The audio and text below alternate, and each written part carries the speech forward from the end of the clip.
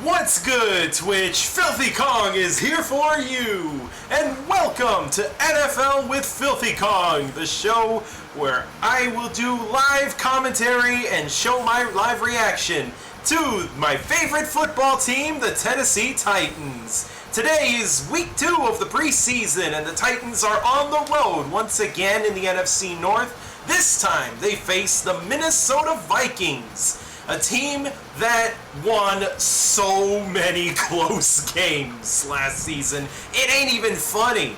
11-0 in one-score games. These guys just knew how to get it done in one-score games. Except for when they didn't, and that was against the Giants in the playoffs. So, that's okay.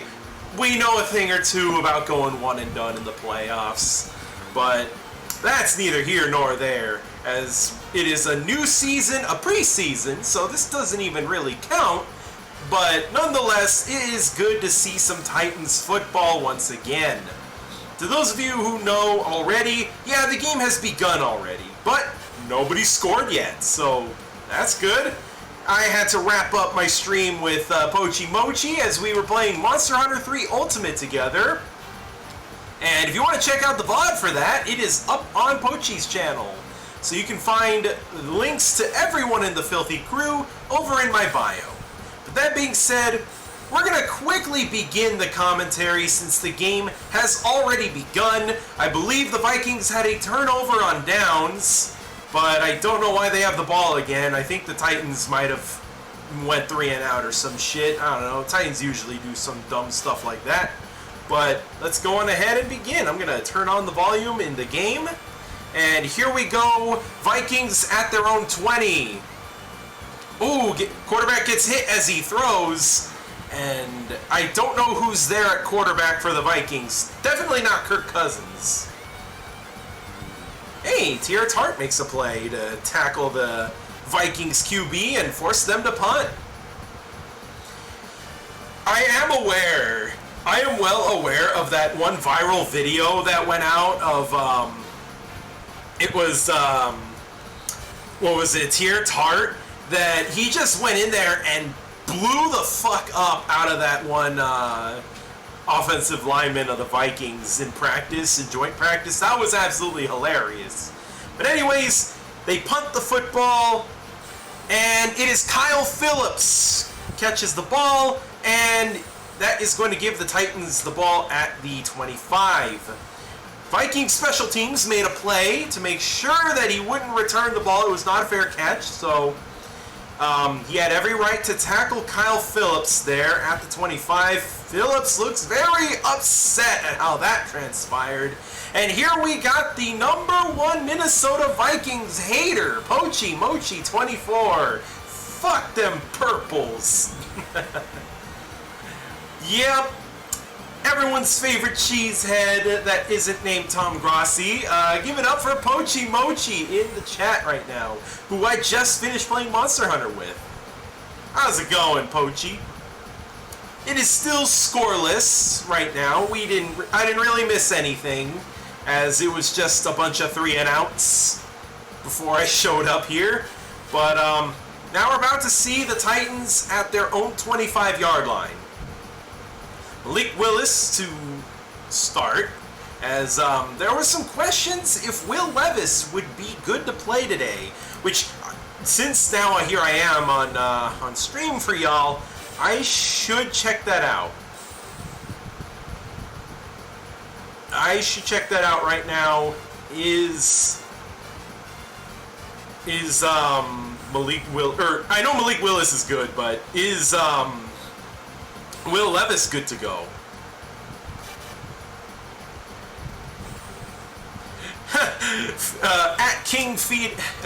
At Feed King Henry on Twitter was just like, man, every time Malik scrambles or takes a hit, I'm gonna be nervous as fuck tonight. God damn. Titans fans are absolutely traumatized by injuries. We've had 2 back-to-back years where we led the NFL in injuries. And I believe we had to start 93 players. Yeah, start 93 players on this team. That is insane how many players were out for multiple games. From Treylon Burks having turf toe, to Ryan Tannehill's busted ankle, to Jeffrey Simmons having a messed up ankle. It felt like this team completely fell apart for a second year in a row. And now seeing anything related to injuries just makes us shiver. But hopefully things don't turn out like they did in the past few seasons. Vikings reminiscing their Purple People Eaters era of their defense when they went to 4 Super Bowls and won none of them. I'm sure Buffalo knows a thing or two about that. Anyways, here we go. Malik Willis. He's going to hand it off to Tyjae Spears. He's going to run a few yards, and I believe just short of the 30. That is going to be a gain of 3, I believe. So, we're already down to 10 minutes left. It's Mullins at quarterback for the Vikings right now. Okay, it was a 4-yard gain, so we did make it to the 30. So 2nd and 6. Malik Willis about to take the snap. There he is. High snap. Looking for a man. He throws it down the field. Is it caught? No! Chig Okonkwo nearly got it, but it was incomplete, though. No! Chig dropped it! Oh, no! Chig Okonkwo couldn't hold on to the ball. Chig had a very explosive run here and there during the Kansas City Chiefs game. It was a short pass to Chig that he just barreled through the Chiefs defense and really solidified himself as a great tight end. But, let's go! Malik Willis dodges a defender, rolls to his right. Would have been perfect, but he overthrows his man. And that is a 3 and out. No, I like that player. Hey, it's okay, man. He's a year 2 guy.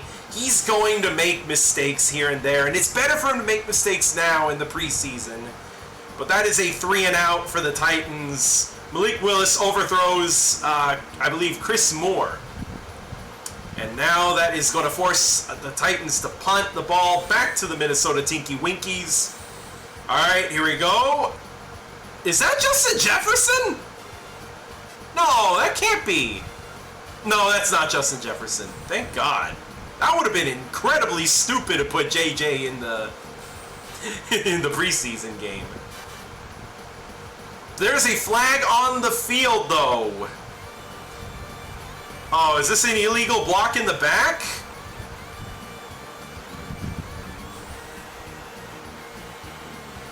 Ooh, that is going to push the Vikings back even closer to their own end zone.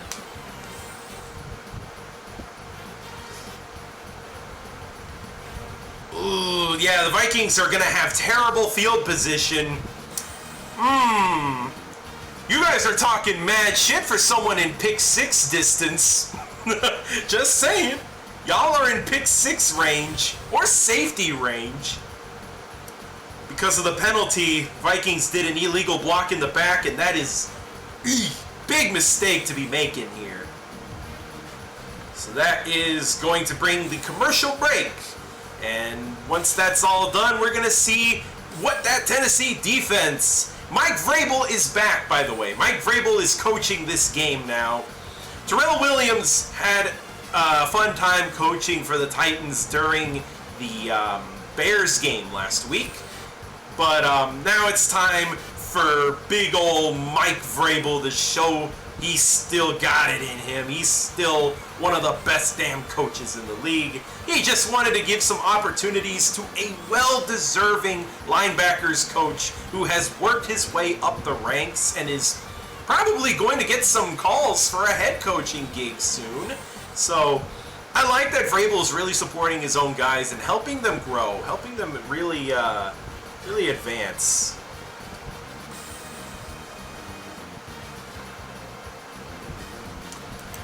I don't know a whole lot about the Vikings depth chart and who their preseason guys are. I'm sure even Pochi Mochi probably doesn't know a whole lot about who their preseason guys are or who to look out for, but a lot of people are disappointed that Chig Okonkwo did not catch that because Malik Willis threw him a good ball, but he just didn't get it done. He just dropped it. Like, you gotta catch that. I get it, Malik Willis has had trouble with accuracy, but he did throw a good spiral this time. So I hope Chig can clean up his act by the regular season because, you know, with Treylon Burks expected to miss at least a couple weeks, we're really going to need Okonkwo to do the best he can. We need him to step up and help elevate this offense because having veterans like DeAndre Hopkins and Derrick Henry will always be helpful, but the rookies need to step up too, especially in the absence of expected breakout player.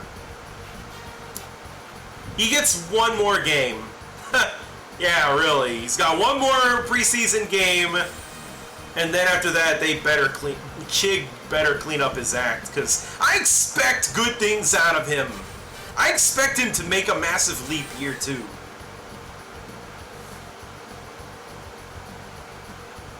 Second and 6 for the Minnesota Tinky Winkies. They are at their own 10-yard line, so they are very close to their own end zone. They're still in pick 6 range. So here we go. They're going to play it safe, hand it off to the running back. He is going to gain about 3 yards, but there is laundry on the field. We got ourselves a penalty. Oh, it's a gain of 2. So that's going to bring 3rd and 4, but then we're going to see what the flag is. Didn't see where the flag came from, so this could be on either team.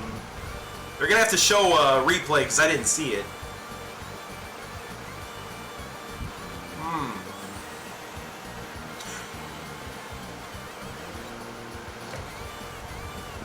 Offsetting penalties. Both teams were holding, so these commentators are a little sus. Not gonna lie, these commentators I'm listening to, they're a little sus, talking about all that, saying, oh, they're getting romantic there, they're both holding each other. I'm like, hey-oh, pause. Ooh, Mullins fires a shot to the right, and I believe that is a first down Vikings. Nope, never mind. It is going to be 3rd and 1. He almost got to the line to gain, but no, that's going to bring 3rd and short. Titans run defense better show their stuff because that would be really nice to get the ball back and get some excellent position too while at it. Who allowed them to be fanfic writers? I don't know. Yeah, I think he gets it. Running back up the middle, gain of 1. That is a first down Vikings. Dang, he barely made that one. Quasar Claw, hey, welcome. Even Quasar Claw's like, hey, yo. That was a very sus comment coming from whoever's calling this preseason game. Anyways, here we go. Vikings are now at their 16-yard line with a fresh set of downs. 1st and 10. Nick Mullins, I think that's his name. Mullins at QB. He's going to drop back. Looking to his right. He's found his man. Ooh! Ooh, he nearly drops the ball, but he manages to pick it up. That is Thompson with the catch.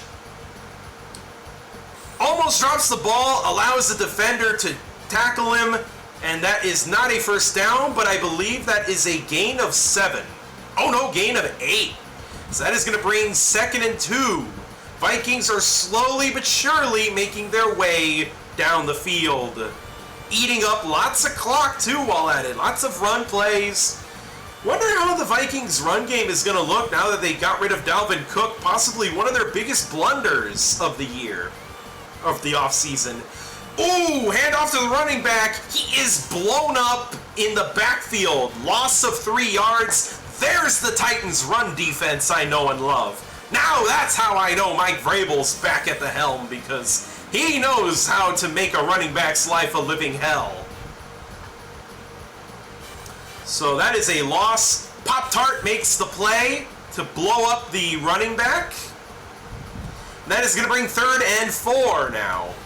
Vikings need to get 4 yards, and I don't know if the Titans are going to allow that. A 3rd and 1, yeah, maybe even with the Titans defense you can go through that, but 3rd and 4, Laundry in the backfield. Mullins throws, caught.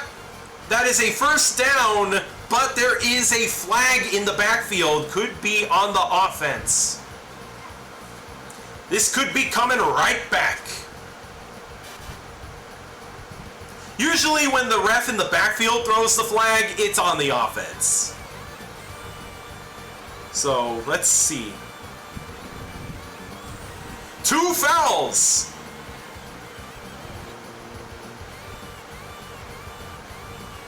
Ooh! 2 penalties, both on the Vikings! One of them was declined, but the other that did apply is offensive pass interference by the receiver. Ooh, what happened here? Well, that's 3rd and 14! Oh my god, that is a 10-yard penalty for the Vikings. Now 3rd and 4 sounds manageable. 3rd and 14. Okay, that's bad. Vikings just lost all momentum they had going earlier. Empty backfield. We know they're passing. We're going to load up all the receivers. We're going to cover every single one of them. Here goes. Mullins under pressure. He's rolling to his right. There is a flag in the backfield. He throws. It is caught, but it is short of the 1st down. Gain of 11, I believe. But there is a flag in the backfield. If this is on the Vikings, holding on the offense. Penalty is declined because the Vikings are going to punt anyways. Dang. Alright, well, the Vikings completely and utterly imploded. Penalties just shut the Vikings down. That is some undisciplined football, if I do say so myself. So now with 2 penalties in a row to kill their drive, 4th and 3 in their own territory, so obviously they're punting. They're not stupid enough to go for it on 4th down in their own territory in a preseason game of all games. Punt is up. Alright, it is caught. Ooh, makes the tackler miss, and the Titans return the ball to their 30-yard line. Malik Willis will take the field once more. Excellent stops, even if it was because the Vikings got in their own ways. Listen, never interrupt your enemy when they are making a mistake. That is one of the most important rules. You never interrupt your enemy when they make a mistake. Let them fuck themselves. And now that gives the Titans the ball back with decent field position in their own 30. Willis hands the ball off to Spears. Spears will gain 4. That takes us to the 34-yard line.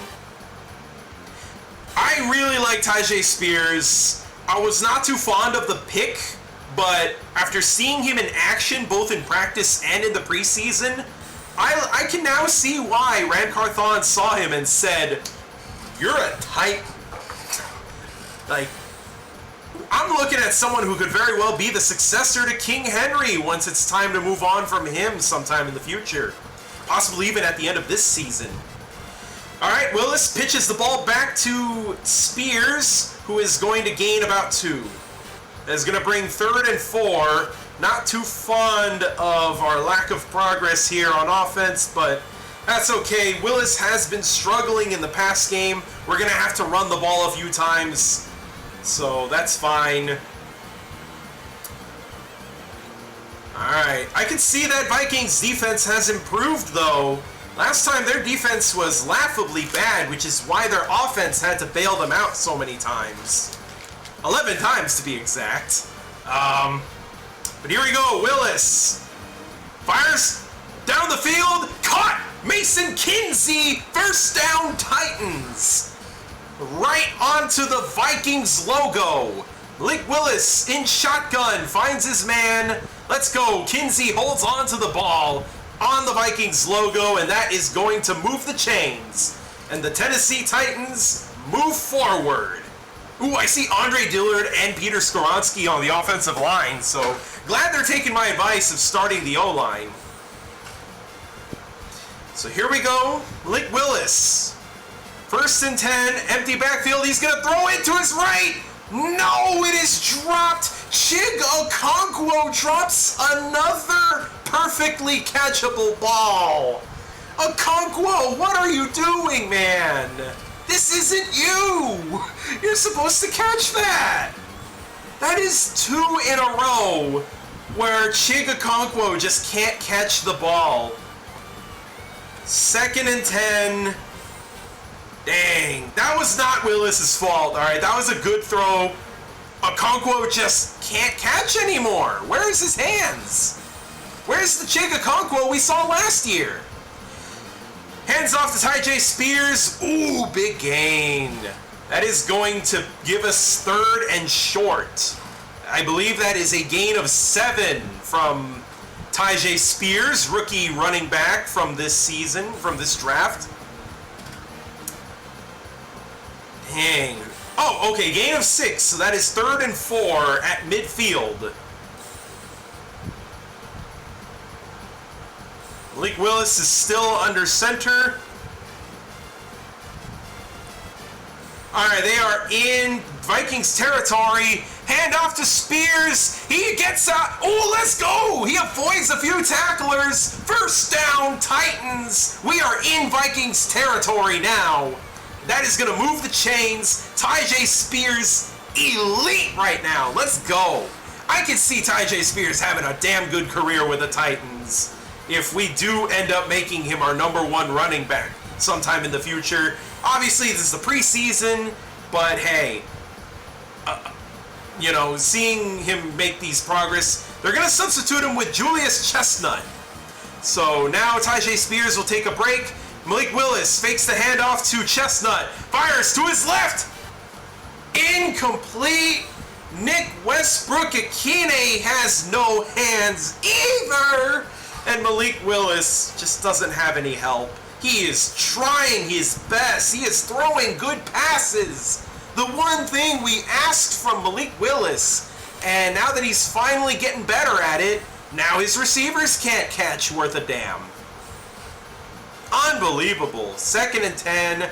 That's going to force us to rely on the run game because our receivers' hands are just for decoration. Willis hands off to Chestnut. That is not very good. Gain of 1. That's going to bring 3rd and long. Looks like this drive might just come to an end here unless Chig Okonkwo can find his hands because he clearly doesn't have any right now. 3rd and 9. I should look at where the Titans are. I did say we are in Vikings territory, but I did not check exactly where we are on the field. So we'll wait till the camera shows that real soon. Alright, that is the 38-yard line, the Vikings 38-yard line. The Titans will be having 3rd and 9. We are... Ooh, hold on. Too many men on the field, but they call a timeout before the ball is snapped. Vikings call timeout. A 30-second timeout by the Minnesota Vikings. They realized they had too many men on the field, and they had some Aaron Rodgers PTSD and said, timeout, timeout. We are not letting Malik Willis pull an Aaron Rodgers on us. So they call their timeout, and the cheerleaders are dancing about and prancing about. Man, Aaron Rodgers ain't even in this division anymore, and yet you can see the Vikings are still shooketh by their memories of getting free played by A-Rod. Ain't no way we're gonna let a second-year QB do that to us. Well, how about don't have 12 men on the field? How about that, huh? Uh-oh, Malik Willis takes the snap, drops it, he throws it. Ah, incomplete, but there's Laundry on the field. Oh, this could be on the defense. Ooh. Uh-oh. No. Malik Willis, please tell me he's not hurt.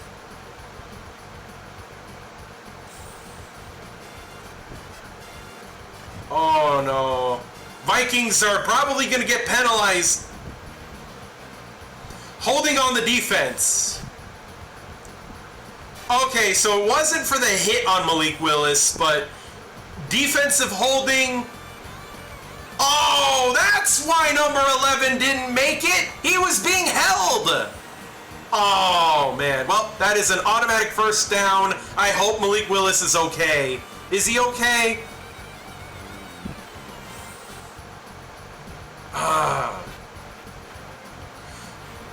Alright, well, here we go. This is going to put the Titans at the 33-yard line. Handoff to Tyjae Spears. He gets loose. Go Spears. Touchdown, Titans. Tyjae Spears, 33 yards for the touchdown. And the Titans strike first blood in Minneapolis.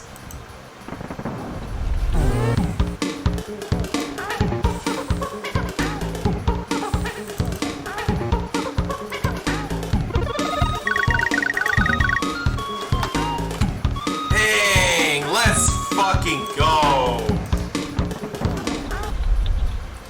Hey, the Titans are up 6-0. Caleb Shudak to make that 7-0.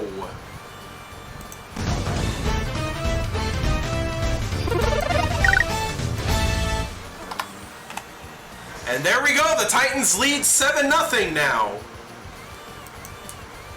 Tyjae Spears breaking free, finding a big hole in that defense of the Vikings, and he capitalized all over that. I'm telling you, Tyjae Spears has the potential to be elite. And looking at this, you saw how he just made that whole Vikings defense look silly. Let's go. Tyjae Spears, he got that dog in him. He is that motherfucker. I could see him as a third down back, maybe, taking some relief off of Henry. That is actually going to help keep Henry good for longer because, you know, the wear and tear of using Henry over and over. I'm glad that we finally found our guy who can take some of that workload away from Henry and preserve his career with the Titans. Here we go. Kickoff gets returned to the 25-yard line. Minnesota Vikings football. Hooray! 7 points. Pochi Mochi must have been a bit late to the party, but that's okay. Nearly had to settle for a field goal, but a defensive holding penalty on the Vikings gave the Titans a fresh set of downs, gave us the confidence to go for it, and Tyjae Spears had a Derrick Henry-esque run all the way into the end zone to give us 6. Caleb Shudak with the extra point was good, and that is where we are now. Vikings football at the 25. Mullins, handoff to the running back. He finds a hole. No, he does not. Or yes, he sort of does. Gain of 8. Or no, gain of 7. So that is a 7-yard gain for the Vikings running back. And that is going to bring them to the 32. So 2nd and short, 2nd and 3. Mullins, play action fake, rolls to his right. Looking for a man, he throws it deep. It's caught at the Titans' 40-yard line. That is a huge bomb across the field to give the Vikings some offensive momentum. Dang. Ain't nobody was covering him. Number 81 on the Vikings, wide open, and that is going to move the chains. Minnesota is going to get their first down in Titans territory.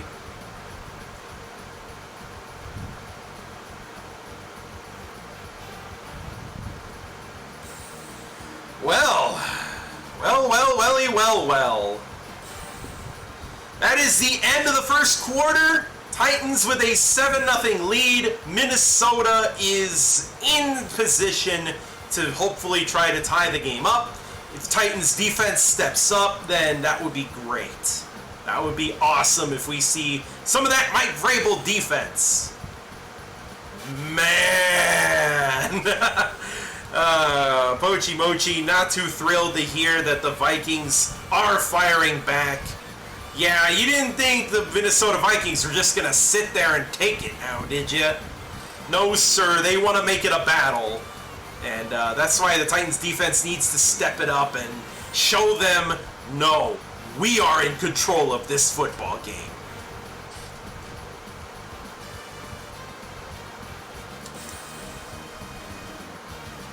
But dang. So, let's do a little bit of a check of what's been going on so far. Malik Willis has improved his accuracy. He looks more confident, looks more comfortable passing the ball. Receivers have not been that good. Chigakonkwo dropped two very catchable passes, which is unacceptable if this were the regular season. But I get it, preseason, they haven't played real football in a little while. Better to shake off the rust now. I'm surprised they didn't play Chigakonkwo last week against the Bears, but it's all good. We're gonna start. We're gonna play Okonkwo against the Vikings. That's fine. So Titans are going to start the second quarter on defense. Tyjae Spears, I gotta say, he's been making a name for himself in this preseason. He had a solid game against the Bears last week, and now he is building off of that momentum, and he is making long runs for touchdowns.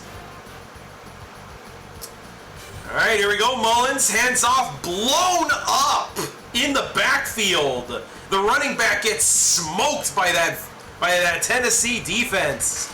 That is going to be a loss of 2, I believe.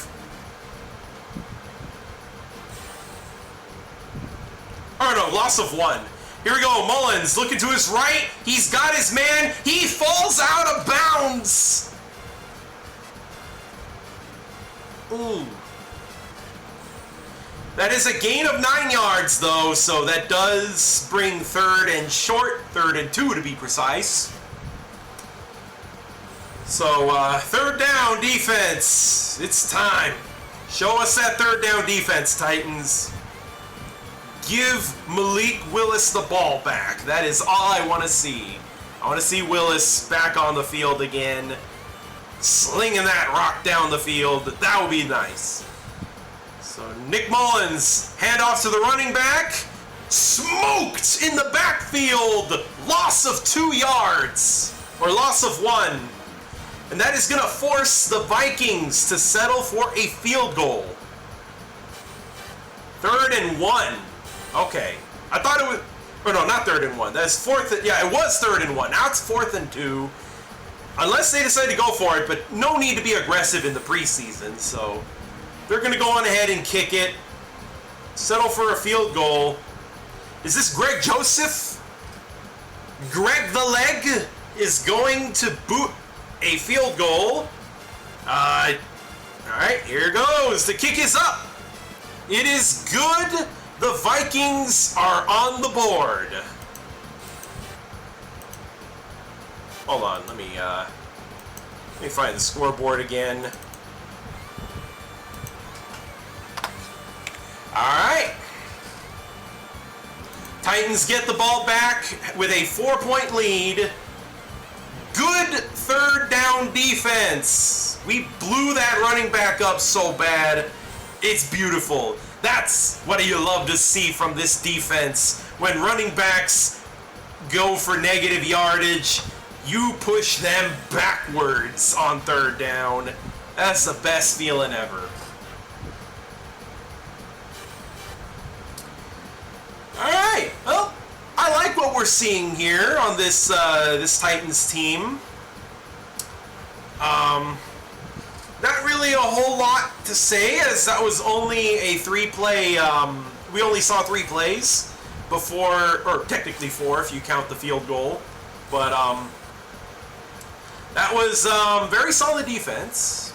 I don't really know what else to say. It's just, is the Titans defense still good? Yeah, okay, nothing out of the ordinary here. We just have good defense, man. You need the Titans to get a stop. They'll get it. And they're gonna make opposing running backs look silly in that process. So I do believe with how little we are seeing Will Levis, that means that we are probably not going to be seeing any Will Levis. So this is just going to be the Malik Willis show. And so far, he's looked pretty good. I just wish that his receivers could catch a damn thing, because Malik Willis' stat line is going to look awful.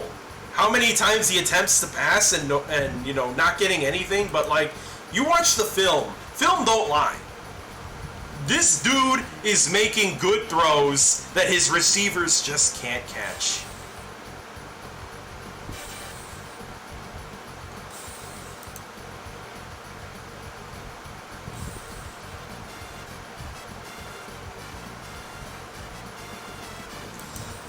Okay, so it looks like Tyjae Spears, he's got some issues with vision.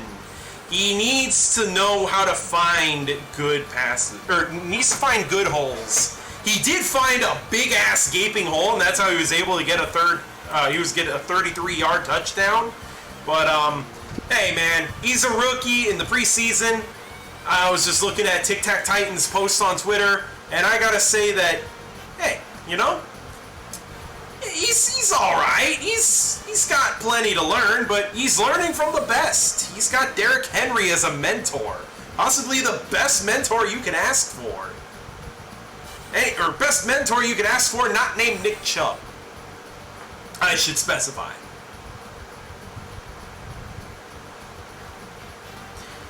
Alright, Titans are going to start the offense in their own red zone, so not a good kick return. Alright, they're at the 16-yard line. Alright, Willis, play action. Rolls to his right, finds Chigakonkwo for the first down. He goes through some defenders, and that takes him to the 34-yard line. Chigakonkwo finally, he found his hands, guys. He remembered to catch the football. And would you look at that, just as explosive as ever. So that is an easy first down for Chigakonkwo, putting the Titans at the 34-yard line. 1st and 10. Malik Willis takes the snap, handoff. He fakes the handoff and he fumbles the ball, but he picks the ball right back up. He is getting tackled left and right by Vikings. Ooh, dang. Ooh, that was rough for Willis. He drops the snap. He picks the ball right back up. Luckily, the defense didn't catch up to him by then. But then he got swarmed by defenders. He started dodging and ducking and weaving. And, he looked like he was going to slip and slide through there. But there was just too many of them. By the time Willis was ready to throw the ball, there was 7 Vikings defenders all over him. So, basically everybody on that Vikings defense got him. So that is a sack for a fuck ton of yards. Malik Willis looking to his right, finds Mason Kinsey. That is going to gain some yardage, but that is still 3rd and super long. Yeah, he took a 14-yard sack. He lost lots of yards in that first down play, or that second down play. Eesh. All right, here we go. 3rd and 13 at the Tennessee 32-yard line. Willis to take the snap. All right, here we go. Play starts. Looking around for a man. He's going to run. He's going to go himself. He's going to find the first down. Collides with a defender, but he gets the first. Malik Willis runs it himself. He dials up voicemail and calls his own number, because he ain't need no receivers. He'll just do it himself. Let's go, Willis. That is a Titans first down, converting a 3rd and 13. Oh no, he was short. No, he was 1 yard short. It's actually 4th and 1, my bad. They run it. They seriously ran the ball in their own territory on 4th down, and I think they got it, but there's a flag on the play. And they're interviewing Kirk Cousins, so I can't see what just happened. There was a penalty, I think it's on the Titans, but the camera is too busy focusing on Kirk Cousins. I don't want to look at Kirk Cousins. I want to look at the football game. Okay, you know what? Never mind. It's Kirk Cousins' birthday, I guess, now. Yeah, it's Kirk Cousins' birthday. That's why they're singing him happy birthday while there's a football game going on.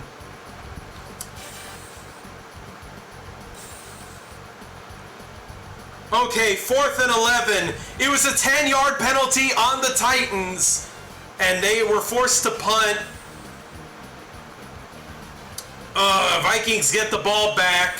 We punt the ball to them. So here's what I could pick up while they were singing Kirk Cousins' happy birthday instead of showing us the actual game.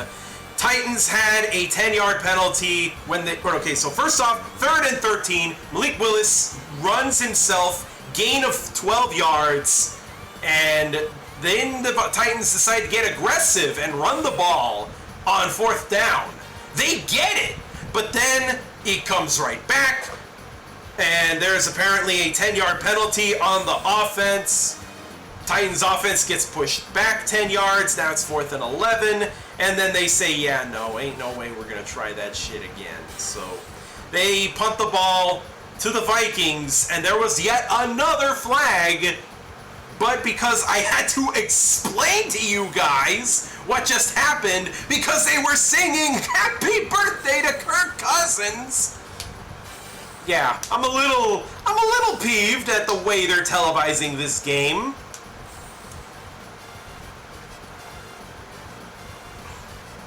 Well, happy fucking birthday, Kirk Cousins. I hope you get the nicest cake you could ever want. A cheesecake.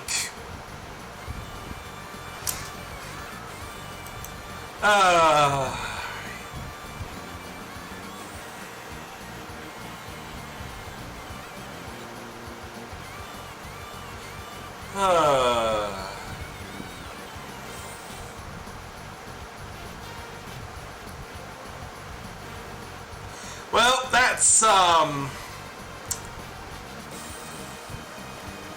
that's gonna bring a commercial break.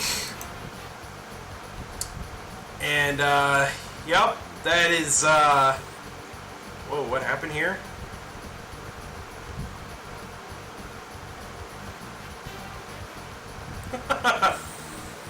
Okay, get Tyjae Spears off the field. He's done. He's done enough. He's shown that he is Himothy. Yeah, sadly, we can't really run Tyjae Spears the same way we run Henry all the time, because, to those of you who don't know, Tyjae Spears is missing an ACL. I didn't know you could even exist in the NFL with a missing ACL. But yeah, one of his legs is missing his ACL, and as a result, yeah, his leg is going to end up being more fragile, as the other ligaments are now vulnerable. I don't know a whole lot about anatomy, biology, and all that, so I'm not going to pretend like I know too much about the consequences of missing your ACL. It's not torn or anything, it's just gone. It's just not there. It was removed. Reduced to atoms. Alright, here we go. Nick Mullins has time. He's going to run himself. And he's going to run into the Vikings logo at midfield. And I believe that is... Oh. Okay, so they just did a trivia question for Vikings fans. Which quarterback in Vikings history has the highest career passer rating? Everyone thought it was going to be Culpepper, but nope. Kirk Cousins actually does, with a 100.8 passer rating throughout his career. Of course, this also includes his time with Washington before he ended up with the Vikings, but still, not bad for someone who gets about as much hate as Ryan Tannehill does. Cool. 1st and 10 from the Titans' 47-yard line. The Vikings run up the ball and nothing happens because then he remembers, ah shit, this is the Titans defense. We can't do shit here.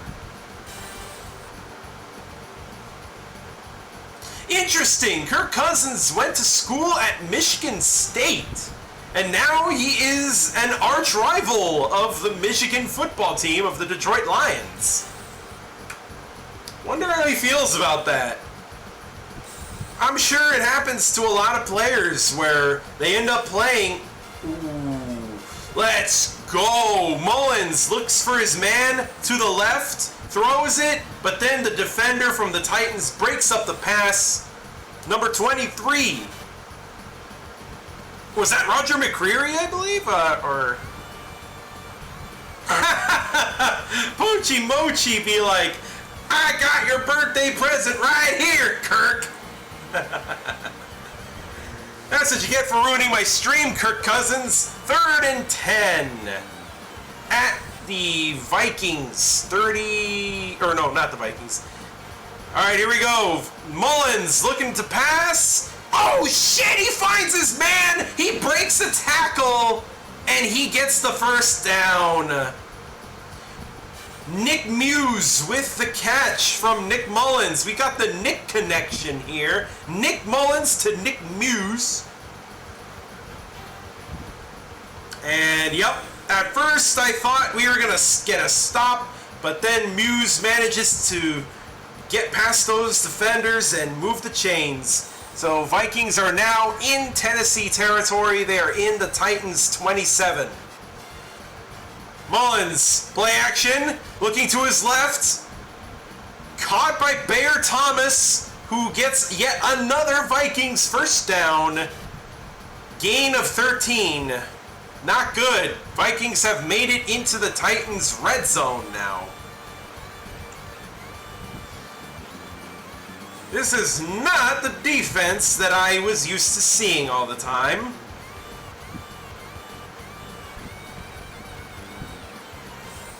Dang.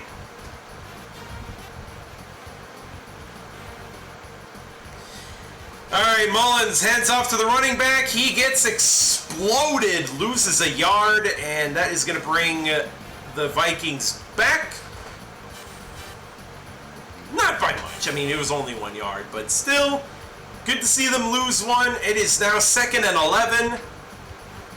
Mullins takes the pass, looks to his right, nearly intercepted! But our defender, Reese Jr., hands, once again, doesn't have them. He can't. That was an easy interception that he just drops. Dang. You hate to see it, but it's still a pass breakup nonetheless. But geez, you gotta intercept that, man. Come on. It was right there in your hands. Vikings in the 15-yard line. Mullins looks to his right. And he's incomplete. Oh, thank God. Ooh. Mullins looks to his left. He tried to get his man to do the 10 toes down challenge, but he is incomplete pass. He is, yep, his left foot goes out of bounds. No good. That is going to lead the Vikings to need to kick yet another field goal. So the Vikings cannot take the lead from the Titans. 4th and 11. Yeah, they're kicking the field goal. Good stop on defense. Once again, Titans 3rd down defense in the red zone. Greg Joseph kick is up and it is good. Vikings cut their deficit down to just 1 point. Titans receivers, can you please catch a fucking football? That is all I ask of you. Just catch a damn football.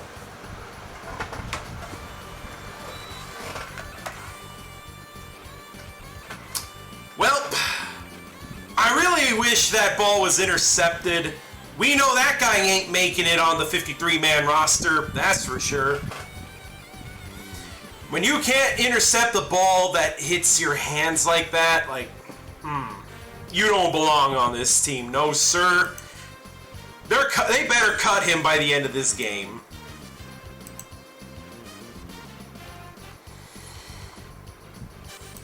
Oh well. It is what it is.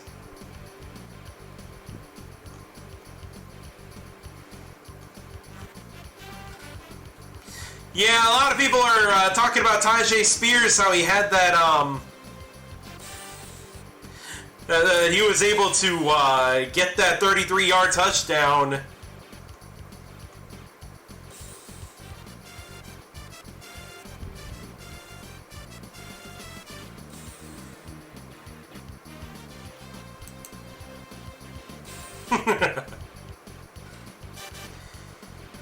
Dang, Vikings fans are not too happy with that touchdown because their defender, Lewis Seen, who was drafted in the 1st round, not this draft that we just had, but in the 2022 draft.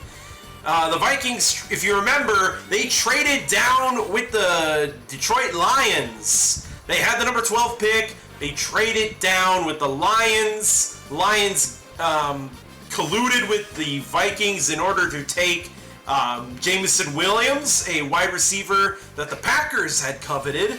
Well, the Vikings paid the price as they dropped all the way down to 32. They picked Lewis Seen as their 1st-round player, and he has been a disappointment so far. He should have got Tajay Spears, but he didn't, and allowed the running back to go all the way into the end zone.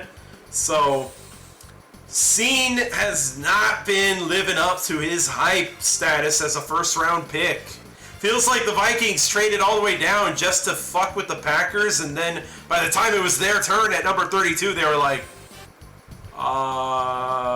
fuck, we're supposed to pick a player. And then they just whiffed so hard on this one. There's Justin Jefferson on the sideline. Yeah, he's eating snacks and wearing a hat. Yeah, I don't think... Yeah, he's definitely not playing. I mean, duh. He's a superstar. He doesn't need to play preseason. But they're still going to go on ahead and stroke his dick and talk about his highlights. I mean, that's fine. Justin Jefferson is basically the best wide receiver in football right now, so I don't blame him. Alright, Titans at the 25-yard line. 1st and 10, Malik Willis will once again begin the drive. This time he hands the ball off to... Who is that? Is that Julius Chestnut I see? Well, it was a gain of 6. So, Titans are not moving the chains just yet, but they are gaining a solid gain to bring 2nd and short. Yep, more talking about Justin Jefferson and how great he is. I know Pochi Mochi's not going to agree with that sentiment. Oh, that's only a gain of 4? I thought he gained more than that. Okay. Well, here we go. Malik Willis once again, handoff to the running back. Gains nothing. Gets blown up at the line of scrimmage. And that means that now that's going to bring 3rd and 6. So, yeah, Titans better convert. And I have all my faith in Willis. I just need any receiver. Hell, put Traylon Burks. No, you can't. He's injured. Put DeAndre Hopkins out there for fuck's sake. No, don't. I don't want him to get injured. But, like, come on. Give Willis some help, dang it. Here we go, Willis. Uh-oh, he's in trouble. Running to his left. Is he going to get the first down? He's got speed. Yes! Malik Willis runs it in himself. Gain of 6. Exactly what he needed for the first down. Titans move the chains, and we are not going the Todd Downing special 3 and out. Let's friggin' go. Actual offense. 1st and 10. Titans are in their own 36-yard line.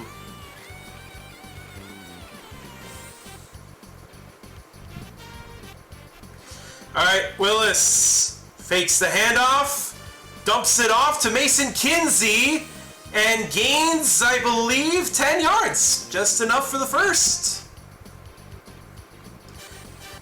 Good! Mason Kinsey at least has his back.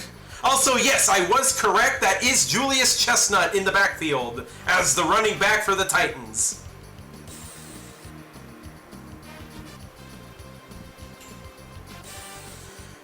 Alright, so 1st and 10 once again. Oh no! Ah, my football app crashed.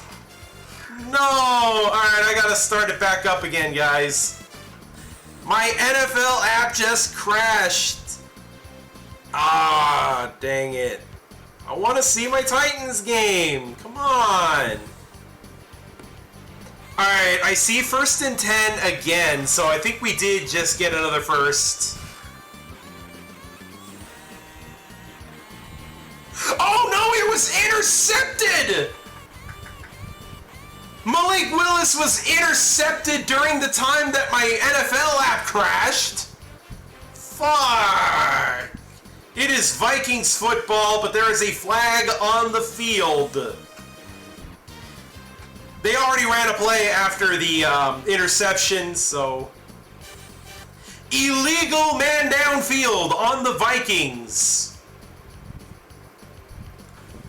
Oh man, I gotta see this. So here we go. Willis drops back, looks for a man. He throws it down the field. Oh, that was a bad throw, Malik. That was a bad throw, and he gets intercepted.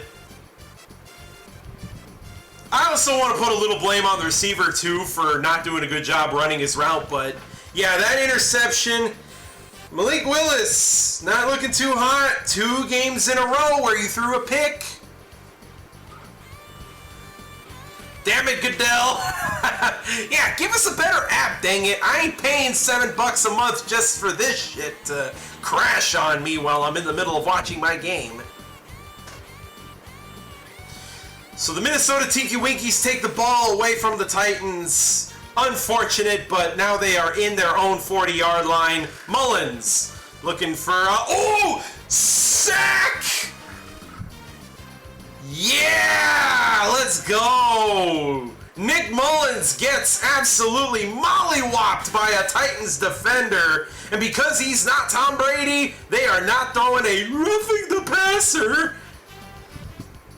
Big play on defense. 3rd and 23.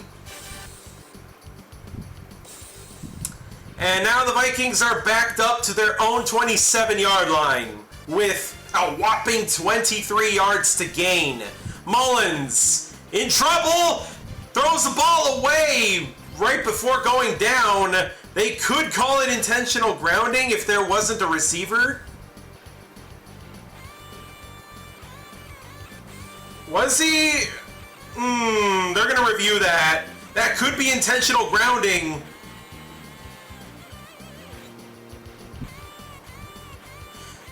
Fourth and 31! They're just calling it a sack, but good God, 2 sacks in a row.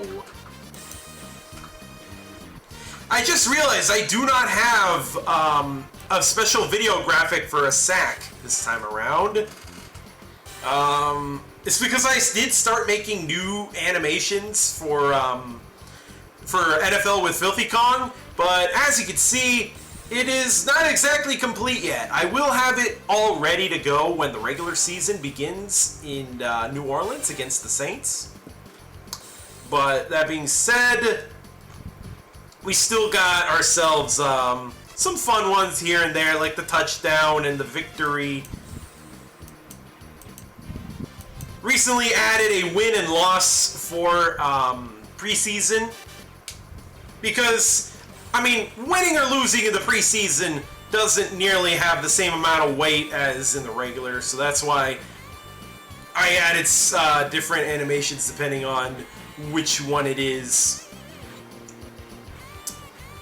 Well, 2 big fat sacks in a row for the Minnesota Tinky Winkies to lose all momentum despite picking off Malik Willis. We're going to see Willis get the ball back real soon because, listen, I don't know about you, but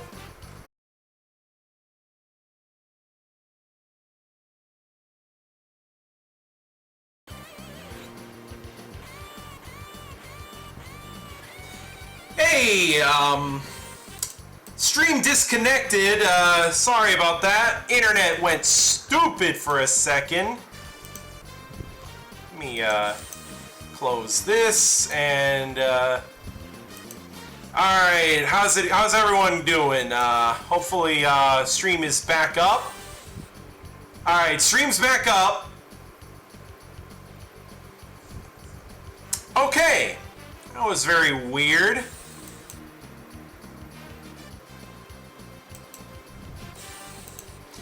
Okay, how's it going, everybody? Hope I wasn't gone for too long, because I only just noticed that stream did disconnect. But we're back, and in case it did stay disconnected for a while, I will do a quick recap. So, Malik Willis gets close to midfield, but then he throws an interception. Bad pass by Malik Willis. It is caught by the Vikings defender, but then the Vikings can't move. They get sacked twice, and that forces a 3-and-out for Minnesota. 4th and 32. That is all I need to say about how bad it is for them. They punt the ball short. Ooh. No, it's a muffed punt. No, the Titans special teams fucked themselves. And now the Vikings get a turnover. Not a turnover, but they get the ball back.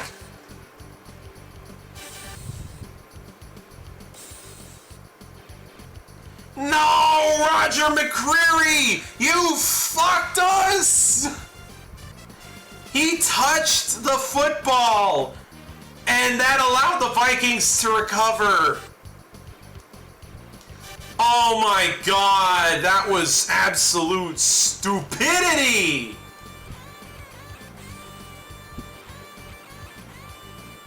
It barely hits the Titans player's foot. Also, that is not Roger McCreary. The refs got the number wrong. It was number 23. That is Caleb Farley, I believe. But that is awful, awful, uneducated football, guys. Come on. Vikings are going to convert that 4th and 32 because of the...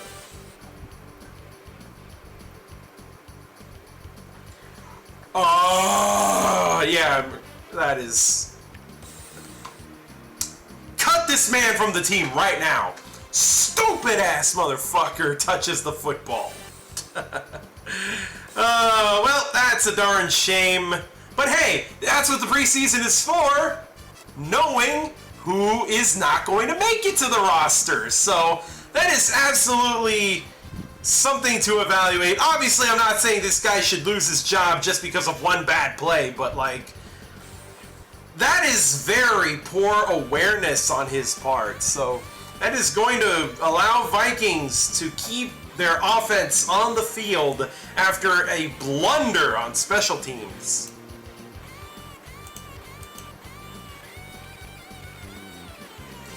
Alright, here comes Nick Mullen. Takes the snap, looks to his right. Ooh, caught, but then the defender gets blasted.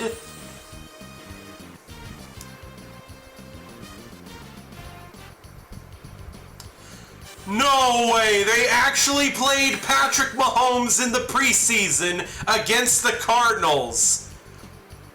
Wow! Why? That is overkill, my guy. It is the preseason. Chill out, Chiefs.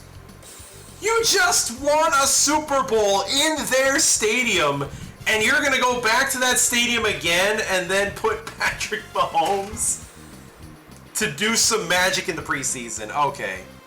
Mullins throws blasted as he throws the football. That is no good. 2nd and 10. Oh no, is that a penalty?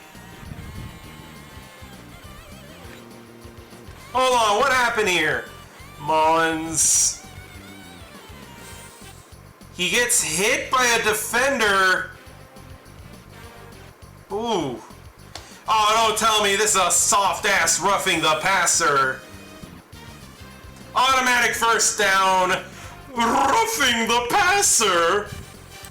Everyone's favorite penalty. Titans can't do nothing right now. They find ways to fuck it up. They allow the refs to fuck them up. And now that the Vikings are in the Titans' 28-yard line, Mullins fires to his left. It is caught, and it is a first down, gain of 11. Vikings are now in the Titans' red zone with a chance to take the lead before halftime.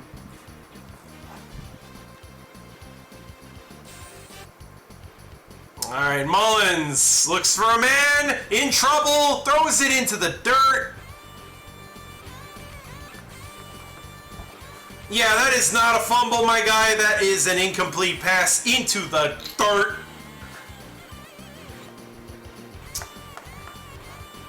Yep, Mullins. There is a good reason why Kirk Cousins is better than you. So, yep.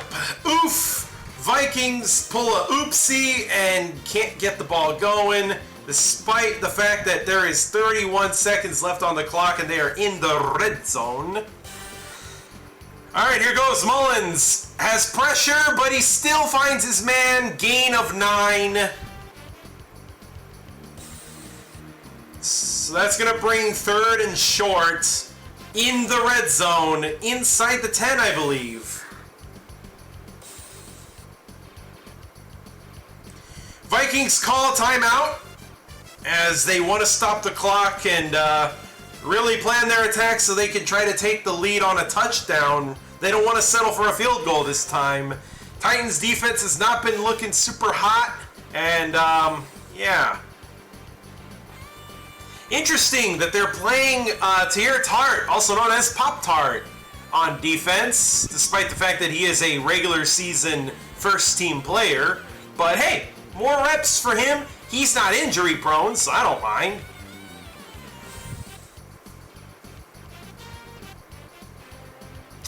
Okay, 3rd and 1.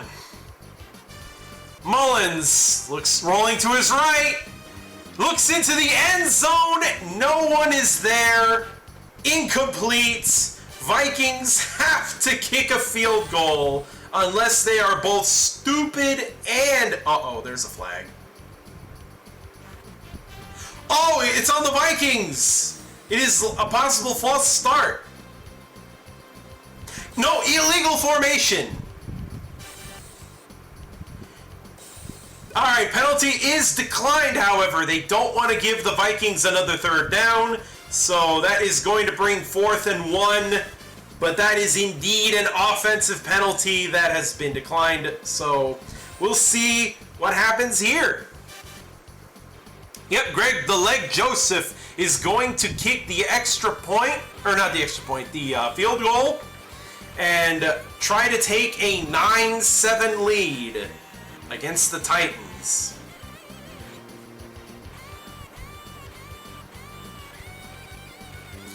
Alright, here comes Greg the Leg.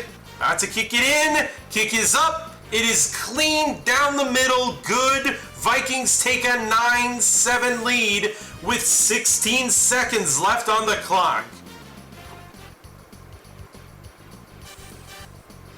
So where is it? Opponent score. There we go. Yep, the Vikings have kicked the field goal, so now they have the lead. Wonder what the Titans are going to do with 16 seconds left in the first half. They're probably going to take some deep shots into the end zone. I think that will be the best way to do it.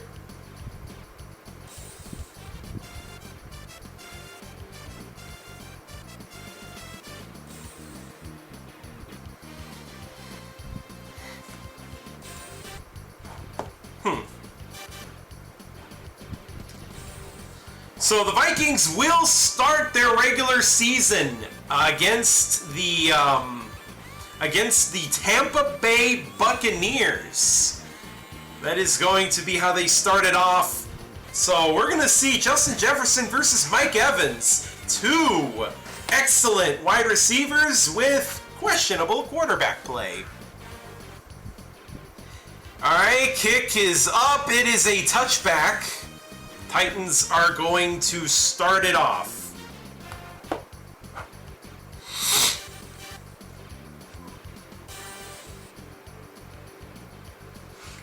Dang. The Titans have the sole touchdown out of this whole preseason of this week. Last 6 quarters. From other games going on, so like, good golly. Alright, Willis drops back, dumps it off to his right. That is Josh Wiley. We are not going to... Oh, we are not going to do anything else. We're just going to let the clock run out and the first half. No timeouts? Okay. So that is going to be the end of the second quarter. And Titans are down by 2. Obviously still anyone's game. Very weird scoreboard for the half. I do recall the Bears game had a much better looking halftime. But, hey, you know, slow day I suppose. Well, now that we are in halftime, I do believe now is a good time as any to go on ahead and show you guys the halftime game of the week. Which, I'll be honest with you fellas, I actually still haven't even come up with it yet. Shit, what are we gonna play? Hold on. Let me think of something to play.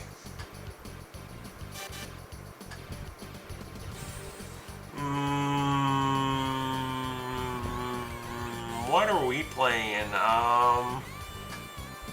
Well, when I really can't think of anything else, I suppose I'll play some Bloons Tower Defense Battles for you fellas. So I'm gonna go ahead and yoink this right here. And we are going to begin the Filthy Kong halftime show. Yay, balloons! Yeah, Mochi Mochi, I can't think of anything else, so it's balloons, tower defense, battles 2. Come on, don't be shy there, Streamlabs. Alright.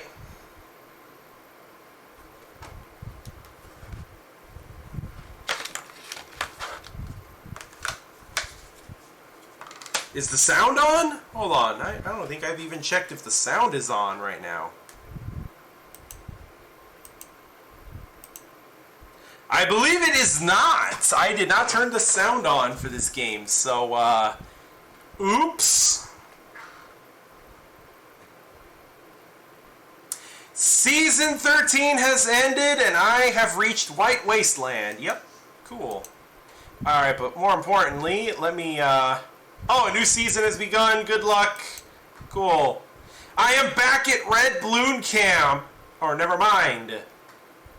I am at the Yellow Stadium. But first, let me pull this up.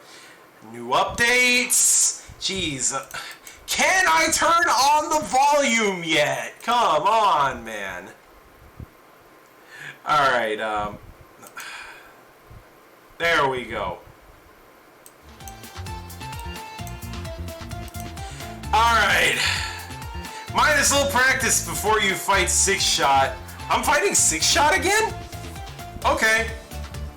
Well, I guess I might as well. Let's go on ahead and do a battle while we talk about what we just saw at today's game. So Titans are trailing by a safety. Weirdly enough, we are only 2 points back. And I gotta say, this Titans offense is boom or bust. Either we boom with a massive touchdown by Tyjae Spears, or we have Malik Willis running for his life, trying to throw to some bum-ass receivers that can't catch shit.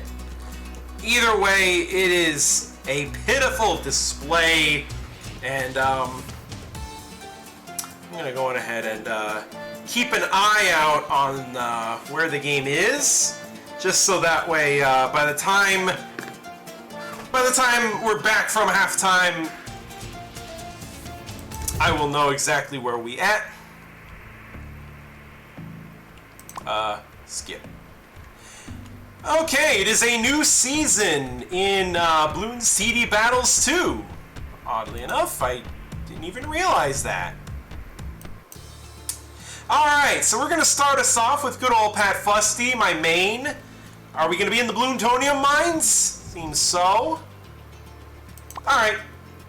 If y'all are cool, if this Gyro 6B... Oh, we got Oben Greenfoot. Alright. Interesting. I haven't seen a whole lot of him in Battles 2. Yeah, I like this core that I have going on here of Pat Fusty with the helicopter sub and, of course, the tack shooter.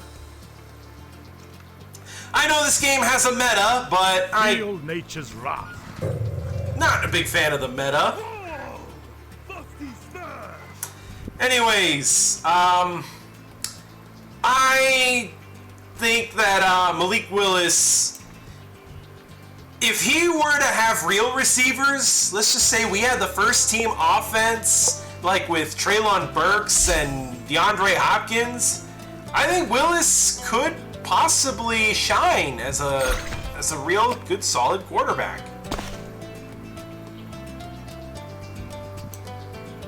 Oh, I'm ready, all right. Oh wow, this game is starting off slow as molasses. Was the game always this slow to start? Target. Ah, jeez. Okay, getting a little overpowered here. Alright, give me more attacks and give me faster shooting. I usually like to have my blade shooters by about here, but getting a little overwhelmed at the moment. Not too thrilled with how that's turning out. But anyways, Mochi Mochi, I know you're probably not watching the game right now because unless you have NFL Network, you really can't, but I don't know, what do you think of how it's been going so far? I personally think that I'm actually happy with what I'm seeing here. I'm glad that Malik Willis is showing some improvement. The big question has never been, has Malik Willis improved? But the question has mostly been, how much has he improved? And is it really significant enough to where I can actually have good faith that he can be a solid QB one day? And fortunately, I can say to y'all that I think that answer is yes. I think he's improved a very significant amount, and I think he can be solid if he keeps the process, if he keeps it up, keeps up with the progress, and hopefully finds some receivers that can catch worth a damn, because, okay, the practice squad fodder, I get it. These guys are not supposed to be good. But come on, Chig Okonkwo is dropping passes? I think Chig really needs this preseason. At first I wondered if Chig needed to play the preseason at all, because he already showed how explosive and how great of a pass catcher he can be. But now I see that, no. It's starting to crash back to reality that Chig Okonkwo needs to get better at this, because for as great as he showed himself to be in his rookie year, it's very clear that he still needs to improve his technique catching the ball, because you can't just let a perfectly catchable ball fly past you like that. No defenders were on him either. It's not like there was so much pressure that he was unable to do it. No, sir. So, hopefully, second half, we see more Malik Willis. I am happy that they are playing a bunch of Malik Willis and giving him as many reps as he can, because that's the best way to get him to improve, is just let the kid play football. And, I know Will Levis was chosen to be the next guy, but I feel like Will Levis being drafted has taken a lot of reps away from Malik Willis. And as, you know, someone who wasn't the biggest fan of Will Levis when he came out of the draft, I cannot say I'm too thrilled. I cannot say I'm particularly thrilled by this. But it is what it is. I have to cheer for both QBs because they are both Tennessee Titans, whether I like it or not. And I am not one of those who would root for my own player's downfall. I ain't that kind of guy. So if either one of those two players becomes a stud, cool. Alright, I'm gonna start dropping some yellows on him, because this guy has been keeping the pressure up for a little too long. I am not too big a fan of how this guy has been taking control over this game. I gotta take some control back and say, hey, I'ma fucking get you. This is competitive, this is ranked, so I ain't about to let nothing slide. Chiga's time to get better. Oh, okay, Mochi Mochi has been chatting it up. Hold on, let me pull up the chat. Because I have my game in full screen at the moment, so I should really go to my own channel and yeah, let's take a look at that. There we go. Alright, so Mochi Mochi has said Packers might have a chance of holding them off this season, of the Vikings. Yeah, they look beatable. Their offense, I can't say too much about it because, again, no Justin Jefferson.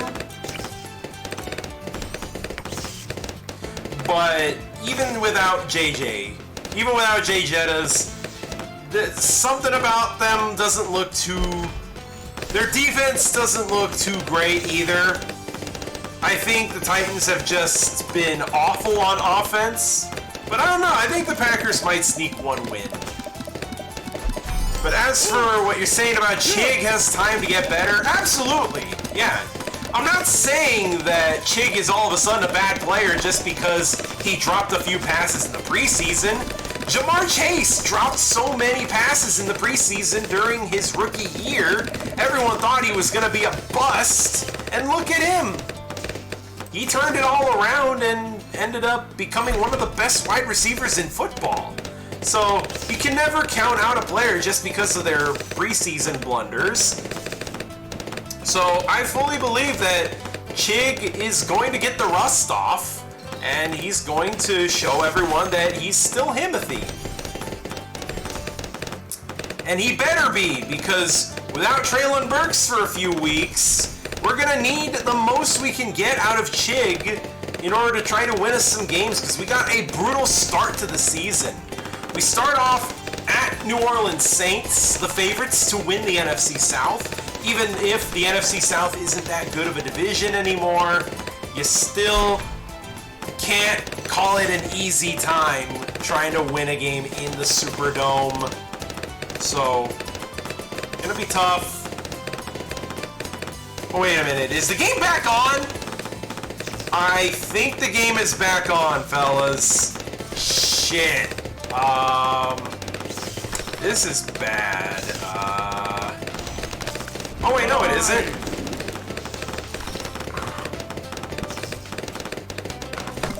All right, fuck it. We're gonna drop all the purples. Come on, please die, please die, please die, please die. Come on. Yes. I dealt damage to him, but that wasn't lethal. Dang it, I tried to do the same cheekiness I did last time on stream. Fuck. What do we do here?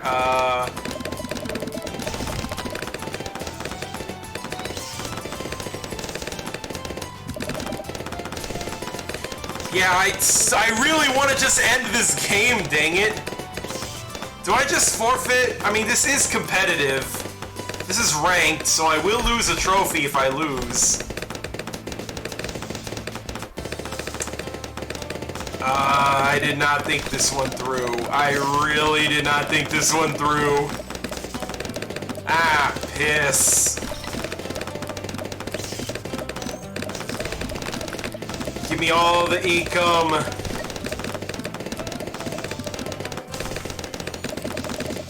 Oh, never mind. They're not actually back. They're showing the broadcast, but they're just looking at highlights of the players, especially the new kids that got drafted. What was his name? The Vikings did get a new wide receiver in the first round this year, so looking to have a complimentary piece to Justin Jefferson. Here comes a big one. Oh, okay.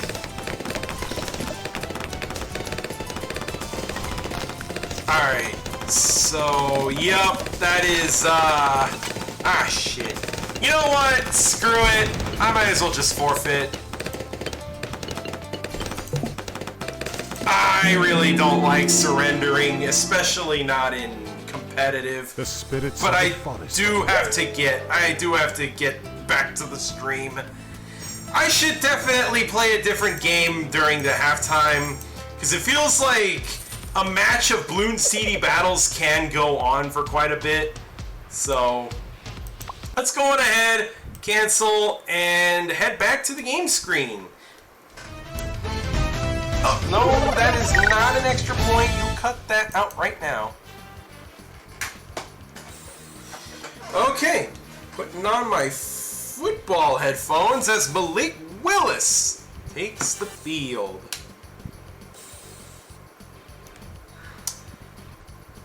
Alright, 2nd and 7. Play goes nowhere.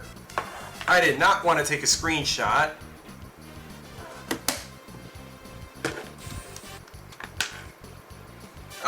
Okay. We're back, fellas. We're back. Game time. So that is 3rd and long. 3rd and 8. Not a big fan.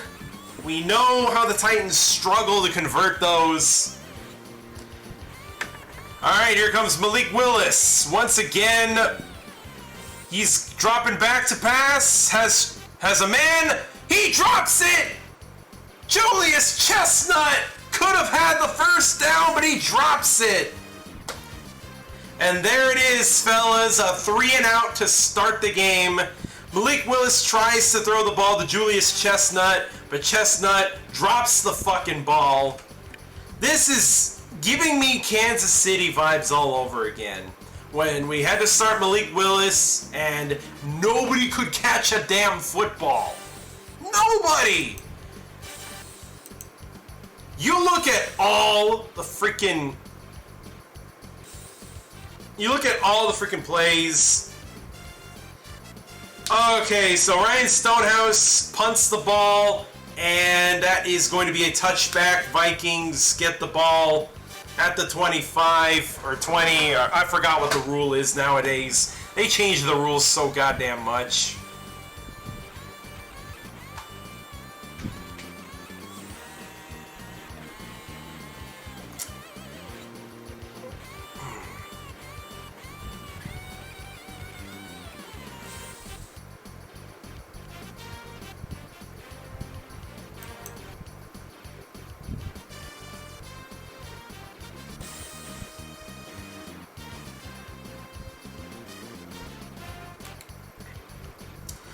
Okay, well, Titans defense back on the field again. We got the ball to start the second half, and we go 3-and-out because nobody can catch. I get it that Malik doesn't throw the absolute most perfect spirals all the time, but when he does throw a good one, it is frustrating when they still can't catch it, when it's a good throw. But it is what it is. I doubt the Titans are going to win at this rate, and that's okay. But Malik Willis is trying his best, guys. He's really trying here. So I can't knock the kid for giving it his all. And hopefully we can see a little bit of improvement from maybe the other wide receivers on the depth chart as they try to figure out who's going to be first, who's going to be second, and all this and that. Well, not first and second, but because we know though those two spots go to DeAndre Hopkins and Treylon Burks respectively. But like after Treylon Burks, what do we got? Nick Westbrook-Ikine, I guess. He cooked the Broncos that one time. That was funny. But other than that, he basically doesn't exist. And we got all sorts of other shitty players on the receiving core, and it just doesn't look promising at all.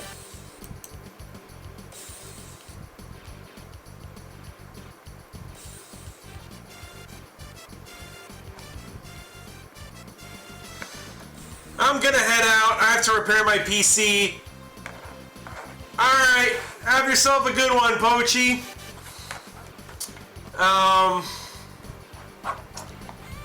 Alright, here we go. Vikings, they run the ball and gain, I believe, 6. Also, fuck you, purple asshats. Yeah, Pochi Mochi, that is exactly how I feel about those goddamn Jacksonville Jaguars, I swear.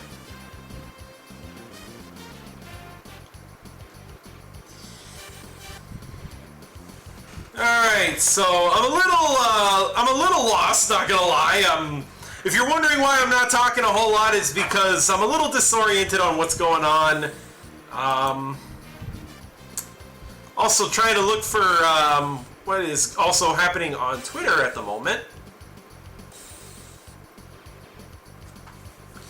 Dang. Malik Willis is 6 for 11. 57 pass yards, a touchdown, or an interception, and 23 rush yards.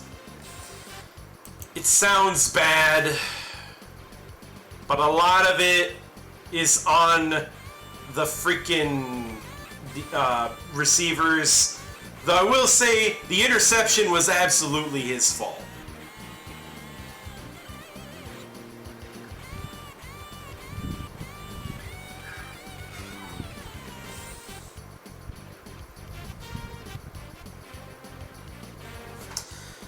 Alright, well, we forced the Vikings to punt.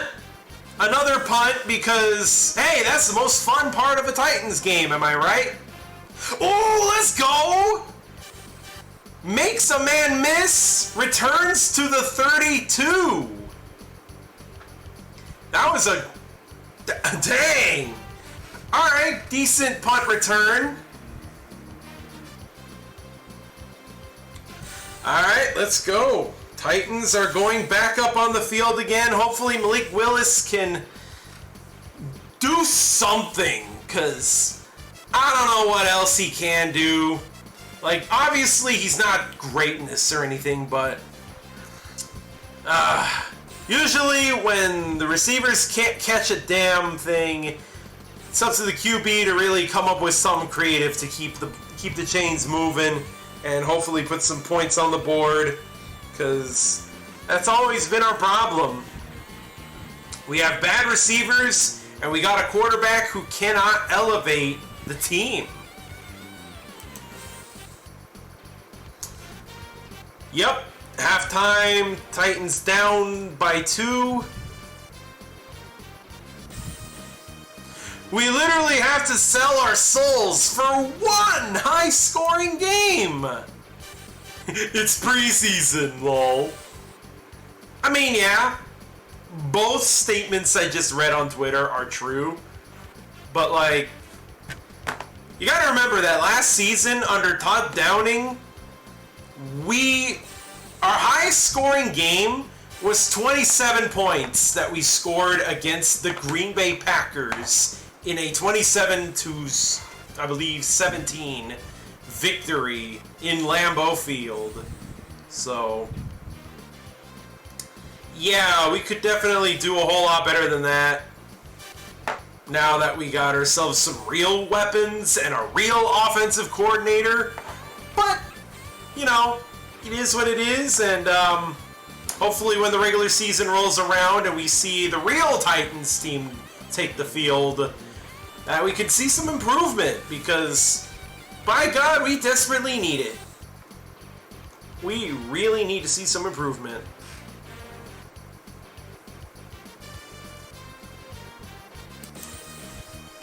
Greg Joseph has been perfect on field goals all day today. Not really saying much because there was only 3 field goals, but hey, always good to see when a kicker can still boot them through the uprights just nicely. Cool, here we go. Titans at the 32-yard line. 1st and 10, Malik Willis. Here we go, he takes the snap. He hands it to Chestnut. Flips over the defenders. And I think that's a first down. I think that's a gain of exactly 10.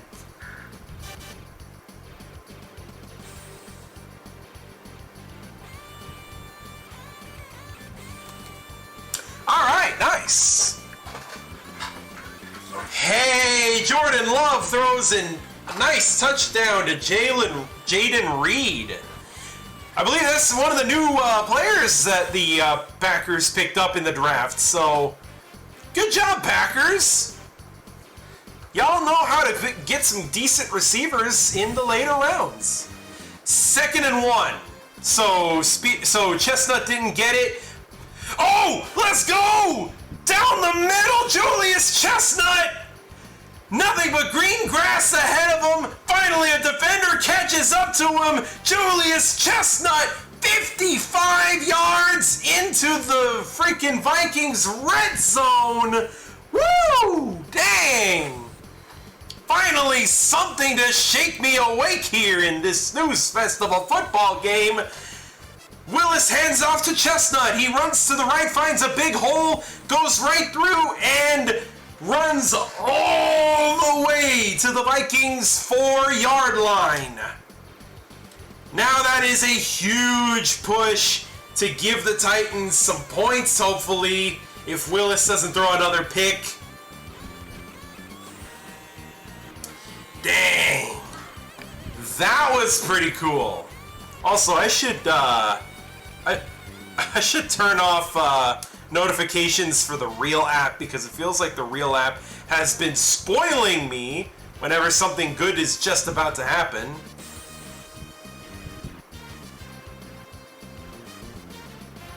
Hold on, where is it? There you go. Alright, hand off to Chestnut. Chestnut's been pretty good for us so far. NFL app, stop being stupid. Let me see the game.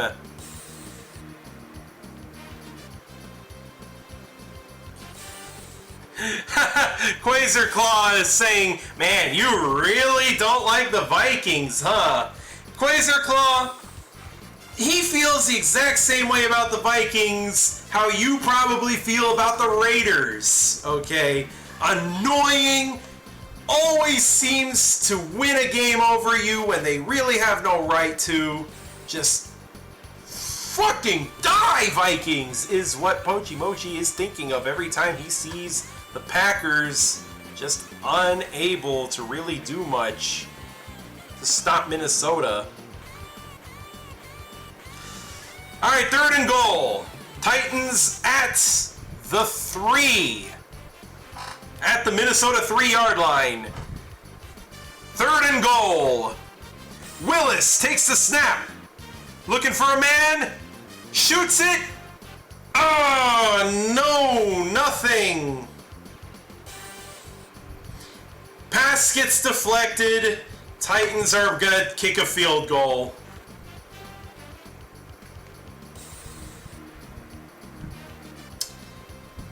Yup. Titan. Oh, once again! He could have had it! Number 82 could have had that touchdown, but no! Of course not! None of our receivers have hands. We're going to kick the field goal. Wolf is going to go on ahead and boot it up. And that is going to be a Titans lead. Alright. Finally, we got a team with double-digit points. About dang time. Good God. It has been atrocious. Hold on, let me, there we go. And there we go. Alright, let's see here. Yep. Had to shrink those numbers down a bit, and also gotta move this.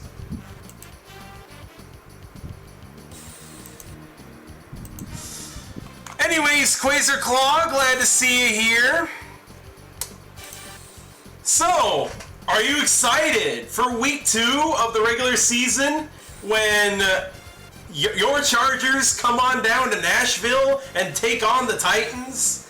I really look forward to that game, and I'm so glad it's so early in the season so that we could just all get together real soon, watch us some Titans football. Hold on, let me, there we go. Alright. Also, I should really adjust the webcam because, it's starting to get a little weird. It's starting to get a little dark.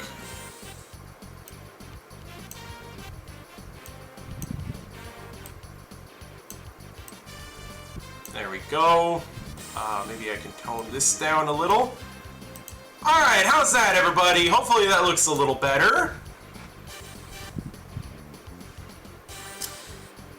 Okay, so oh, Pochi Mochi says I'm back. I forgot that my phone can keep me here. Mochi Brain. It happens. Mochi Brain moments happen all the time. It's all good. But, welcome back. The Titans have taken the lead back after Julius Chestnut runs 55 yards in order to put the Titans in field goal range. A chip shot nonetheless, but we could have had a touchdown. We could have had a touchdown, but Malik Willis has exactly 0 wide receivers to throw the ball to.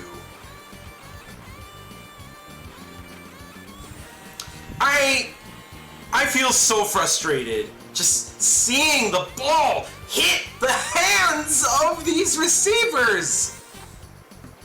And nobody could catch anything. Anyways, they kick the ball up. Vikings return it to the 14. So that is going to put the Vikings in pretty bad very bad field position. Your receivers have no hands. I feel that. Seriously, every single wide receiver is a double amputee. Ain't nobody got no hands. And Malik Willis is doing everything in his power to try to help out, but he's going to have to start running the ball a bit more. Funnily enough, his biggest problem was that he would run as soon as his first read wasn't open last year. Now this year, they really drilled it into his head saying, you need to pass the ball. Well, now that he is put in that mindset, they did not give him any receivers. Number Nintendo 64 on the Vikings is called for a false start. Move back 5 yards. That's going to push them inside their own 10. 1st and 15 at the Vikings 9-yard line. They are in pick 6/safety range. So that is very dangerous place to be in for the Vikings. Let's see if they can crawl themselves out of this hole they've dug themselves into from a bad kickoff return to a bad false start penalty. Vikings are going to try to run the ball, and they gain about 2-yard gain, gets them out of their own 10, and that is going to be a 2nd and 13 from the 11-yard line. Minnesota is stalling out as the Titans' defense is still stout as ever. Pochi says, gee, I wonder what was your first guess. Seriously, the same way Pochi thinks of the Vikings is the same way the Chargers think of the... Oh, you've got to be kidding me. Okay, thank God we stopped them.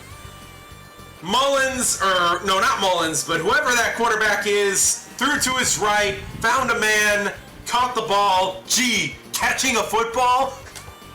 Who would have thought? But, didn't gain a first down, still has some yardage to go. So, fortunately, that is going to be 3rd and medium.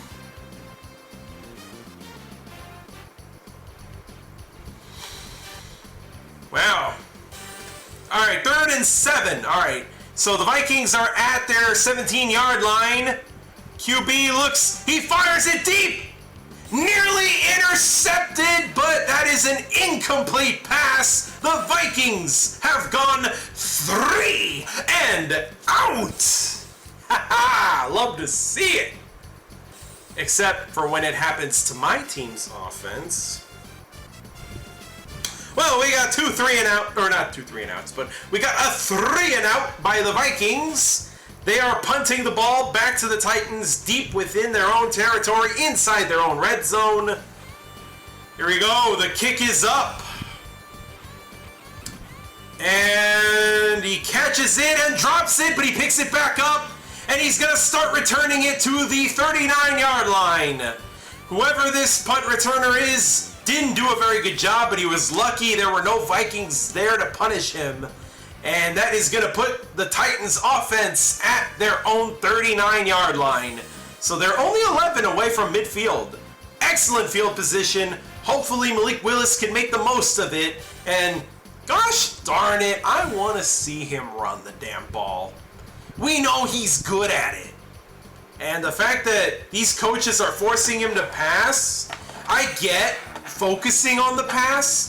But there's such thing as focusing too much on the pass. When your receivers can't catch a damn train out of here, then sometimes you're going to have to do it yourself. You're just gonna have to run it yourself. It sucks when you have to do that, but this team has proven that oftentimes it becomes necessary. Gosh darn it! Putting the cowboy emoji. That is a very six-shot thing to say. And Six-Shot Eagle, if you're watching, get well soon, man. I hope you recover nice for next week so that you can go back streaming full energy again. And also hope your Buffalo Bills do excellent this season, especially when they play the stinking Jaguars. Because gosh darn it, if your team can't beat the Jaguars in London, I am going to have a cow. I am going to be livid. Because it's bad enough watching the Jaguars go on a winning streak and win the AFC South. If I see them actually beat legitimate opponents, now I'm going to have to eat a big fat pile of shit for saying, oh, Jaguars are frauds, only for them to go and punch Kansas City in the mouth or watch them beat Buffalo. I hope the three teams, besides the Titans, that I want to see the Jaguars lose to the most are the Chiefs, Bills, and Bengals. Add 2 Titans losses, and those are the 5 L's I want to see the Jaguars take the most. I want to watch them lose twice to the Titans and once to Bengals, Bills, Chiefs to really prove to the Jaguars that you are not a contender with the rest of them. You are not one of them. Trevor Lawrence is not Joe Burrow. Trevor Lawrence is not Josh Allen. He is not Patrick Mahomes. And that is not a first down, but that is a good gain by the Titans. Finally, a receiver with hands. Thank God. 6-yard gain. That is going to put the Titans in 2nd and 4. Here we go. We are at the 45-yard line of the Titans' 45-yard line. So Malik Willis takes the snap. He hands it to Chestnut. No, that is not Chestnut. That is a different running back.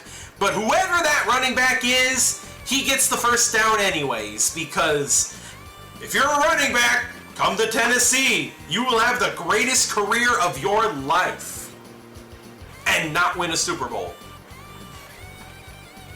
But that is a first down for the Titans.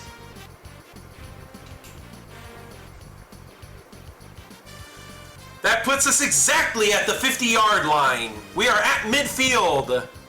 Willis hands it off to number 38, gain of 8. Good golly, that puts us in Minnesota territory at their 42. Looks like the Vikings basically just stopped trying on defense, as they're just going to allow the Titans to gain more yardage and extend their lead, hopefully.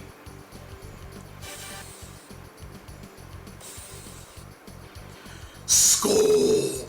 How about LOL? Because that's what you guys are showing. 2nd and 3, so that was a 7-yard gain, my bad. Willis takes the handoff. He's going to run it himself. Gets the first down, still going! He slides, and that is going to give the Titans loads of yards. Malik Willis dials up his own number and runs into the Vikings' red zone. Big first down run by Malik Willis. Wow. All right. Titans are now inside the Minnesota 17-yard line. 1st and 10. 5 minutes and 40 seconds left in the third. Malik Willis hands the ball off to the running back. The Vikings defense finally remembered how to play football, and they blow this guy up at the line of scrimmage. No gain. I can't quite see who that guy's name is, but interesting to see Malik Willis play a full game of football. They're not pulling Malik Willis out for nothing. They're just putting Malik Willis for every single play of the game. And I respect the hell out of them for that. So here comes Malik at the 17, 2nd and 10. He takes the snap. He hands it to Chestnut. I think Chestnut's back in the game. He gains a first down. Gain of 12. Wait, is that Julius Chestnut? I can't tell. Yes, it is. Number 36. They put Chestnut back in the game. And sure enough, when Julius Chestnut is in a preseason game, good things happen. That is going to put the Titans in goal to go. 1st and goal.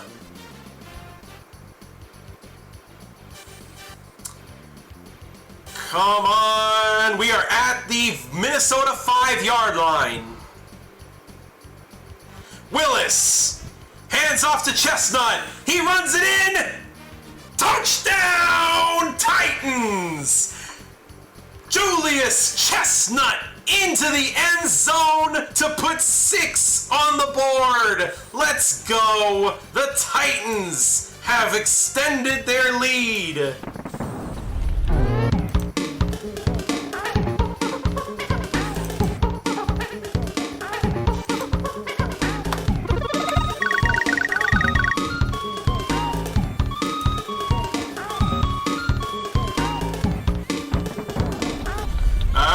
Here comes Caleb Shudak, kicks the extra point. He doinked it! Oh no, he doinked the oh no, he doinked it in! Oh my god, that is scary, but the extra point is indeed good. Wow, okay, hold on, there we go. He doinked it in! Wow, so it was drifting, it hits the upright, but it goes in for the extra point. He chips it in terms of golf. That is a chip in. And the Titans take a 17-9 lead off of a doink-in extra point. Now that leads Wolf to kick the ball back to the Minnesota Tinky Winkies, who are now trailing by 8. That was too close. Yeah, that was very close. Now the Vikings need a touchdown and a 2-point conversion in order to tie the game up. But I don't think the Titans defense is going to allow that. Kick is up. And it is no, not a touchback. He's going to run with it. And he gets blown up at the 11-yard line. You nincome fucking poop. The Vikings blow it on special teams. And that is going to force the Vikings to start their drive at their own 11-yard line.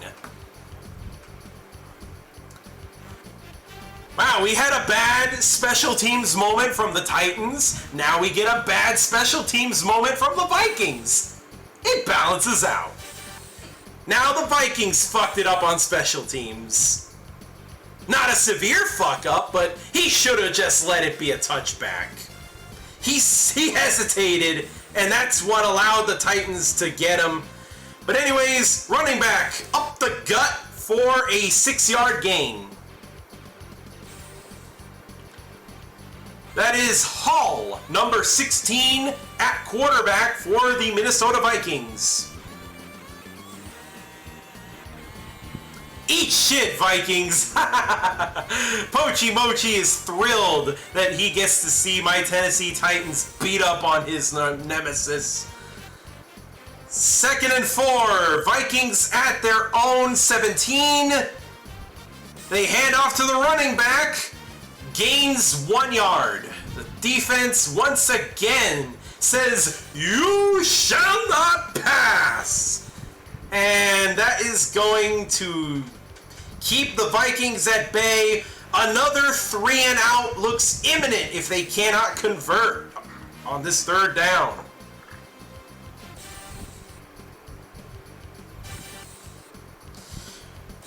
Alright, so that is Minnesota at their own 18-yard line. Hall about to take the snap. Alright, he drops back, looking for a man, under pressure, sacked by the Titans! 3 and out for the Vikings as their QB eats a sack. And that is going to give Tennessee the ball back. 4th and 10, no way in hell the Vikings can even think about going for it. That is going to force them to punt and hopefully give the Titans some good field position. The Titans have completely taken over this game now. Alright, here goes the punter. Kicks the ball up. Alright. Fair catch at the 47, the Tennessee 47-yard line. So, he decided not to return the punt. That is fine, because, hell, 47-yard line is still very good field position for the Titans. No need to be a hero during the preseason, so that is fine.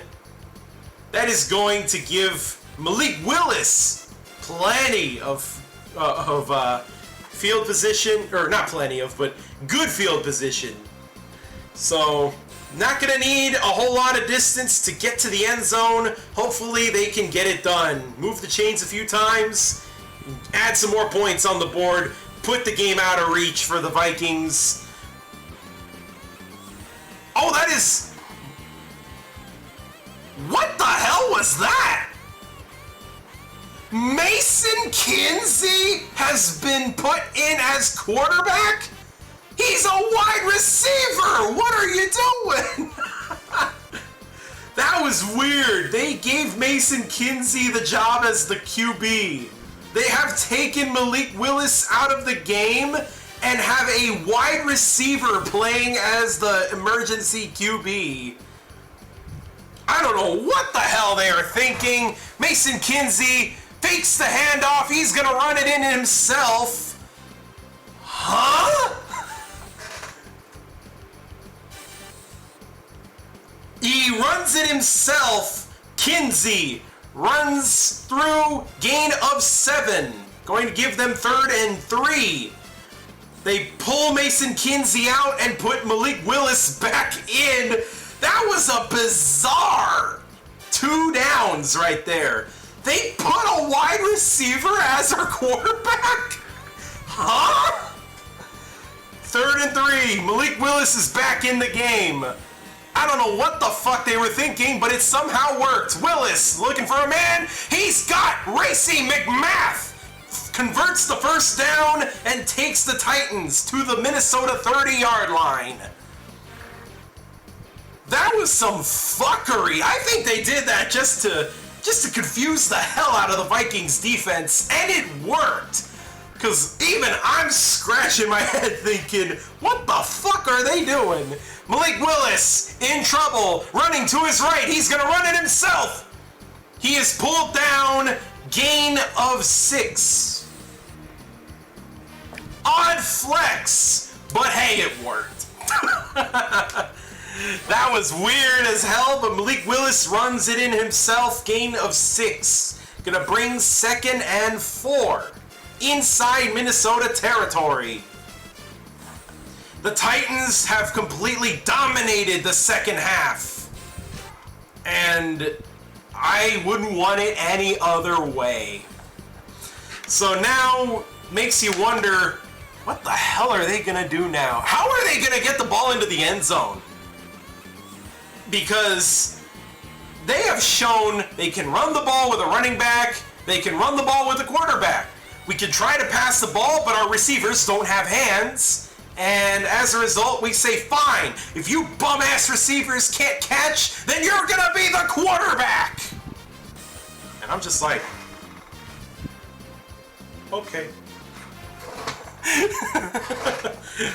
Whatever. It gets the job done. Goofy ass offense. This is the goofy ass offense right here. And now it makes me wonder what Malik Willis is going to do next.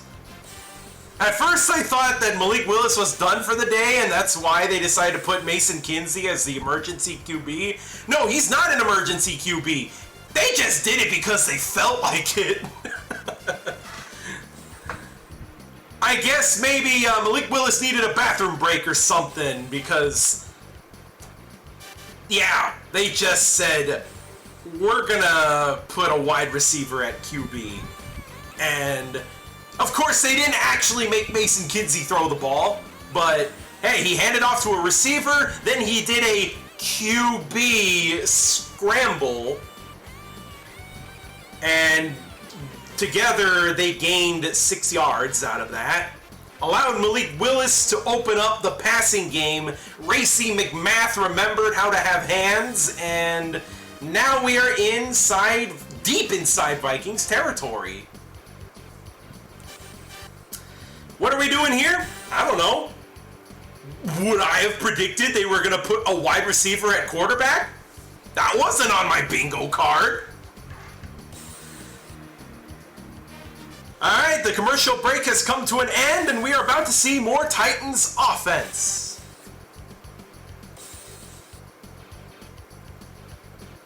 That's right, the Vikings did do 2 joint practices with the Titans. And I gotta say, for those 2 joint practices, it felt like the Vikings and Titans became buddies. Especially their fan bases. Here we go, Malik Willis finds a hole and runs it himself. Makes a few defenders miss, gets a block, and there we go. First down, Titans in the Rojo zone. Our favorite zone to be in.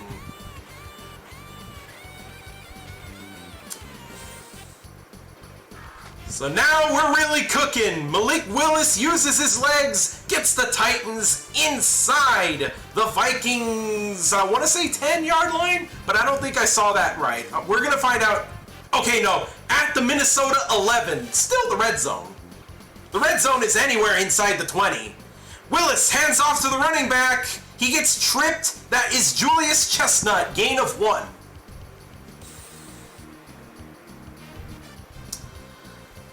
Alright, second and... Oh no, he gains 2, my bad. Gain of 2 by Julius Chestnut. Clock is winding down, 14 minutes left in the 4th. Malik Willis about to take the snap. Second and 8 at the 9-yard line. Getting down to the 1 gives them a fresh set of downs. Hand off to Chestnut. Ooh, his own O-lineman helps give him the push he needs. He gets thrown into a gain of 4. Nice. That's gonna put us at the 5-yard line, if I'm not mistaken. Hell yeah, this is some good Titans offense.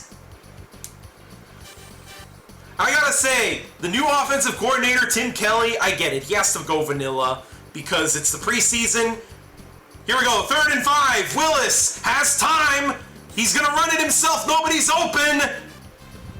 He gains the first down, I think. Yes, he makes it down to the Minnesota Uno yard line. That is a 1st and goal for the Titans now. Yeah, nobody's fucking open, so Willis really does just have to do it himself. Not even Willis's fault. Like, his receivers just ain't open, so that just forces him to run it himself. 1st and goal at the Uno yard line. Uh-oh. The Vikings... Kevin O'Connell, the head coach, has thrown a challenge red flag. He says Malik Willis did not get the first.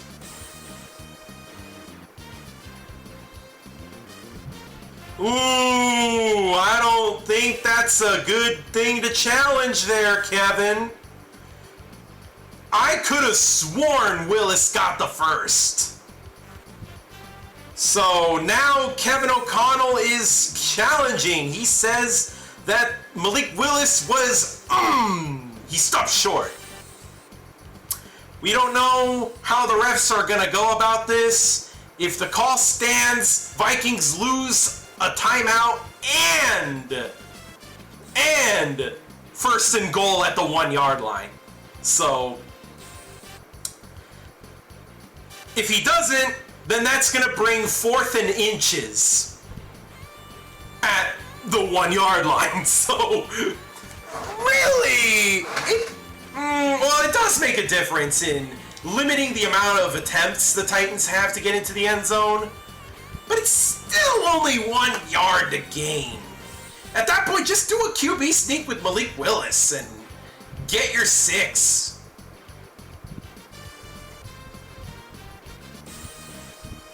That's right, now Amazon Prime is going to do a Black Friday football game. That is going to be Jets versus the Dolphins. The day after Thanksgiving, only on Amazon Prime. So, cool that they're branching away from Thursday Night Football, because they do not get Week 1.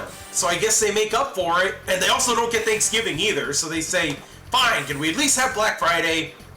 So Jeff Bezos is going to have his way and get another Amazon Prime game. At least it's a good one, on paper. Jets, Dolphins sounds like it could be a fun time if both teams actually live up to potential, because there is the possibility that one of them or both of them could be underperforming by that point, because by the time Thanksgiving rolls around, we'll already know which teams are good and which ones aren't. So if it ends up being a stinky one, they can't exactly flex out of that. So hopefully both teams are good and it ends up being a fun time for all.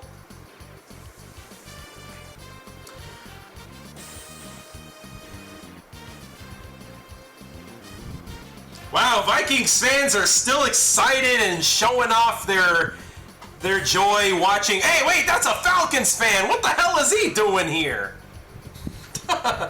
Okay, there is. Hey, I respect that. A Titans fan showed up to Minnesota wearing a Malik Willis jersey.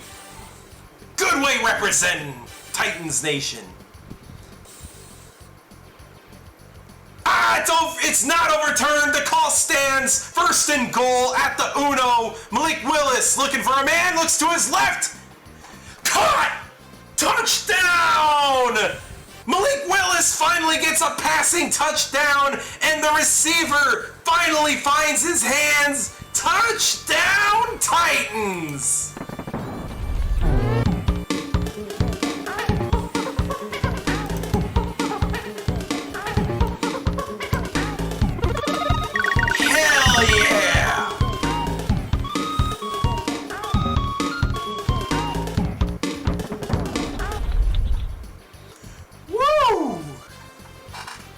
Oh, I'm thrilled. I am thrilled with this. And with Wolf about to kick the extra point, we will reach 24 points. Wolf, do your duty. Kick is up. Ooh, it's good. It's good, but it barely made it.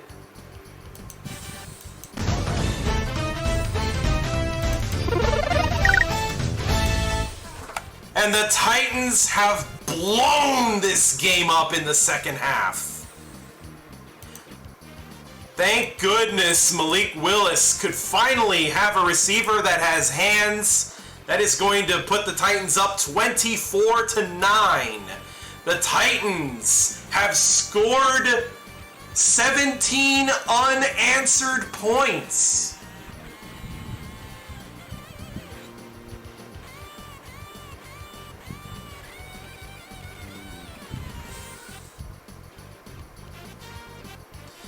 Whew.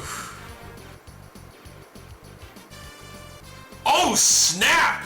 Buccaneers quarterback John Wolford has been taken to a local hospital as he suffered a neck injury versus the Jets. Oh man, get well soon. That sounds horrifying to look at. Boy. Alright, well, here comes the kickoff. Vikings have opted to return it. Still can't get out of their own end zone, or their own red zone. Swords up! Swords up! Yeah! Go Titans! From Pochi Mochi, who is excited to see that the blowout has begun. Yup, the Vikings once again have very poor field position to start. Their special teams ain't shit! They can't get out of their own red zone! Vikings at their own 17-yard line. False start on the Vikings. Back that ass up to the 12. And the Vikings have shot themselves in the foot once again.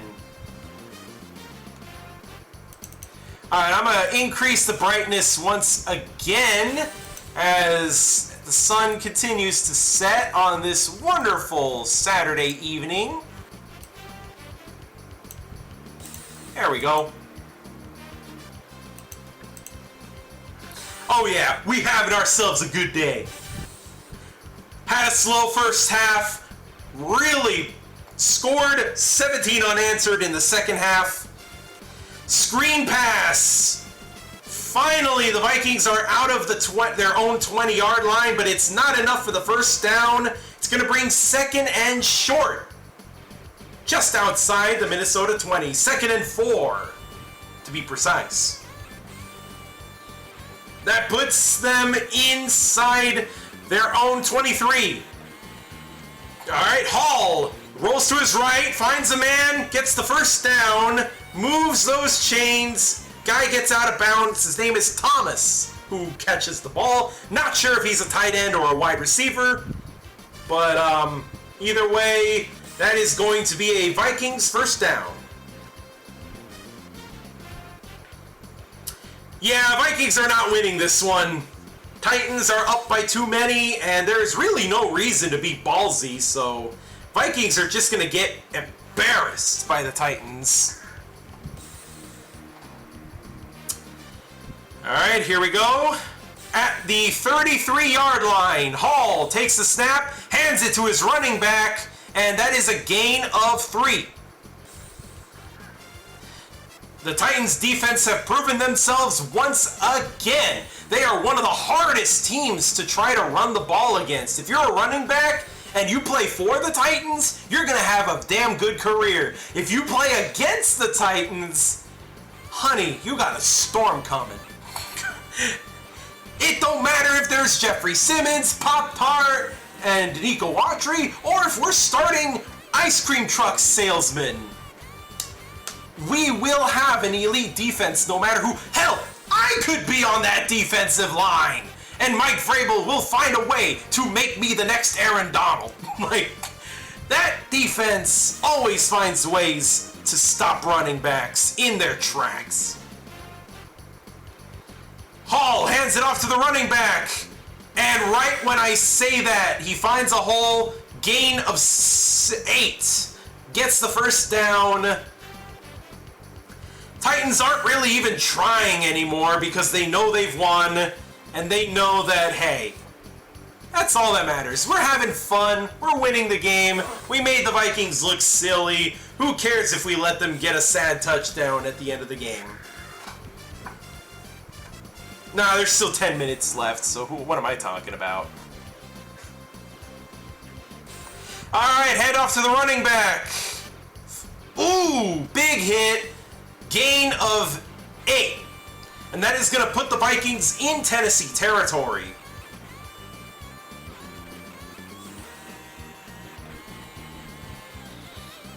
Dang. I feel weird. I feel excited to see the Titans offense get on the field again. It's a miracle. It's a Christmas miracle, everyone! I'm excited to watch the Titans offense! Anyways, Hall looks to his left, throws it, finds a man, gets a huge gain, and now they are deeper in Titans territory. Who gives a shit? Put Malik Willis back on the field. I want to see him move that team down the field and score that touchdown because, god dang it, my favorite thing to do on this stream is to shout, "Touchdown Titans!" and put that dancing Donkey Kong on the screen for y'all because that is clearly the most fun part of this whole stream.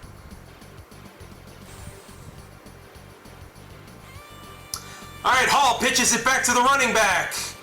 That is that is a gain of 1. Not a very solid end-around run. Uh-oh. What's going on, Pochi Mochi? He says, uh-oh. Sounds like something's not going good. Uh-oh. He's happy. Shit! Run! Oh my god. It has been a long time. Literally the last time I've ever been happy watching a Titans game was watching the Titans beat up on the Packers last year. So, it has been a minute since I've been happy watching this team. Hall, under some pressure, running to his left. He nearly fumbles and he slips. Gets tackled, gain of 2. That is going to bring 3rd and medium. Or 3rd and long. I don't know how many he gained. Gains 4, so that is going to be 3rd and 3. Or 3rd and 5. I can math, guys. I just had a slip of the old tongue. That is 3rd and 5.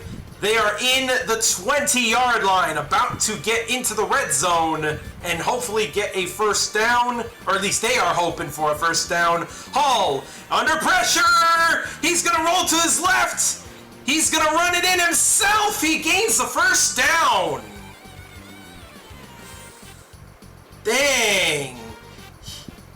He nearly got sacked, but managed to avoid the pressure, rolls to his left. That is going to be a first down. And he is going into the Titans' red zone. 1st and goal at the 10. Handoff to the running back. Gain of 6. McBride with the run. That is going to give the Vikings good field position to try to get their touchdown. 2nd and goal at the Tennessee 4-yard line. The refs whistle the play dead. Ooh. The Titans have taken a timeout. There is 4 yards to go for the touchdown. 2nd and goal. The Vikings are going to sit back and watch as the Titans call timeout. Wondering why they called the timeout here. I'm not mad, I'm just curious. Like, why would you do that? I guess they wanna regroup and reorganize the defense? I suppose, maybe. Oh well. Alright, 2nd and goal at the Tennessee 4. Hall, handoff to the running back. Gets blown up. Gain of nothing. That is going to be a crucial 3rd down. 3rd and goal at the Tennessee 4. No gain from that 2nd down run.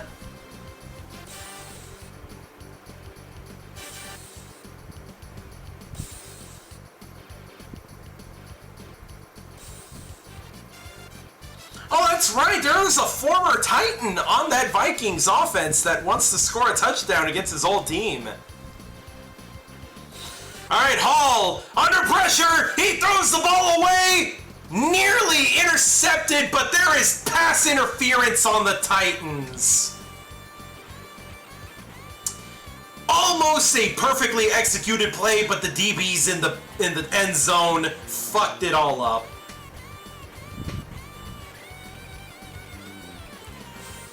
Defensive pass interference. Automatic first down for the Vikings. 1st and goal on the 1-yard line. pass interference on the defense. Okay. What, you thought I was going to be worried? Alright, whatever. First and goal. Hand off to the running back. Into the end zone. That is a Vikings touchdown. Dwayne McBride for the Minnesota Vikings scores the touchdown after a bad pass interference penalty. Is that going to help them come back and win, though?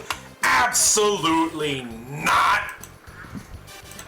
But hey, Vikings got a touchdown. Good for them. What are they going to do? Are they going to kick the extra point, or are they going to go for two? They're kicking the extra point. Greg the Leg kicking his first extra point of the day. Kick is up. It is good. Vikings add one more. The Titans are still up 24-16, 8-point game. With the Titans getting the ball back and are probably just going to sit on the ball, let the clock drain out, and probably going to end the game with a final score that you see up here already. I don't think the Titans really want to score anymore. They're comfortable with this, and they're probably just going to run the ball and let the clock drain out. I think that's kind of just how the Titans like to roll. Vikings finally score their first touchdown of the day in the fourth quarter while already down. So, I don't know what that says, but I like this Titans offense in the second half. They have been pretty solid. I will nut if we score over 30 points not because I think it matters, but because, oh my god, the Titans have 30 points! They literally never did that last season! Not a single game did the Titans score 30 points or more. The highest amount of points they have ever scored in a game was, again, their 27-17 victory over the Green Bay Packers. So 27 is the highest amount of points they ever scored last year. So I'm a little starved for a 30-point game by the Titans.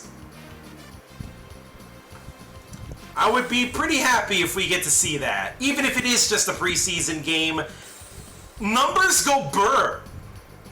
Numbers go burr. That is all I really need to say.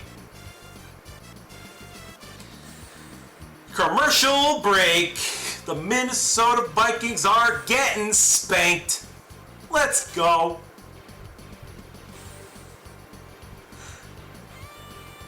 At least the Vikings fans are in good spirits, though. We're seeing a father and a daughter dancing around. That's fun. Dwayne McBride is a rookie, the running back who scored the touchdown for the Vikings. Well, welcome to the NFL, buddy. You finally got a touchdown. Nice. I don't know if he got the touchdown last week. Maybe he did, but still, welcome to the NFL, buddy. Alright, the Vikings are kicking the ball back to the Tennessee Titans. Kick is up. That is a touchback. Educated football. He knew he wasn't going to get past the 20. So he says, you know what? Just let it be a touchback. Sure. Why not? It's the first time the Vikings actually had to kick off to the Titans instead of punt. So for the first time, the Titans are starting the drive not with super amazing, awesome field position. But that's okay. 25-yard line is still solid. So 75-yard drive. Let's go. Willis about to take the snap. Alright, Willis hands off the ball to Chestnut. Chestnut gains 4 or 5? I couldn't tell. I couldn't quite tell. There were too many people in the way. It was a big dog pile.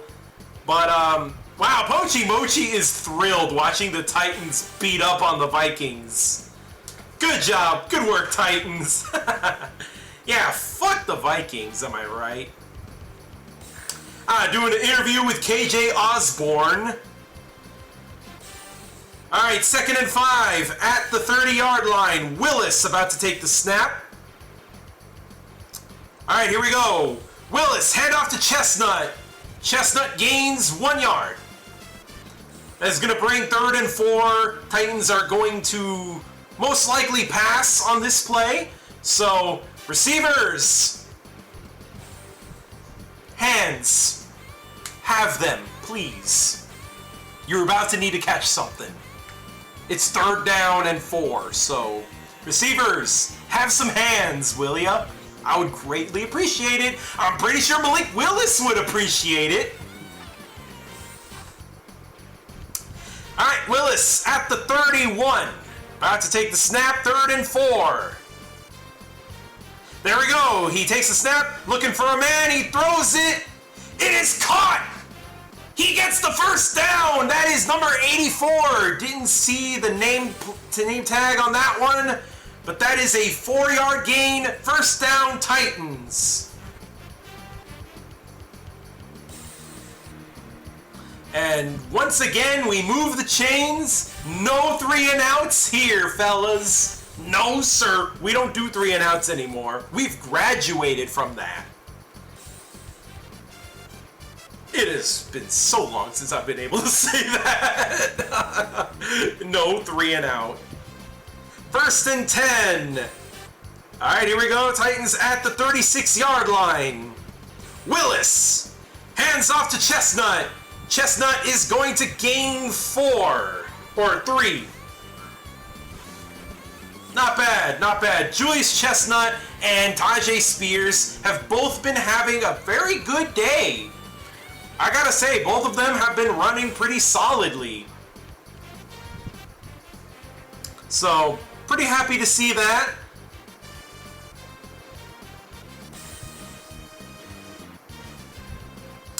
All right.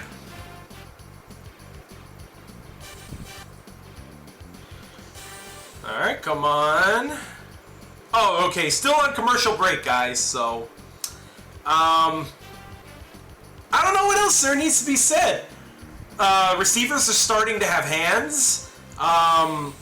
Both Julius Chestnut and Tajay Spears have been doing very good at running the ball.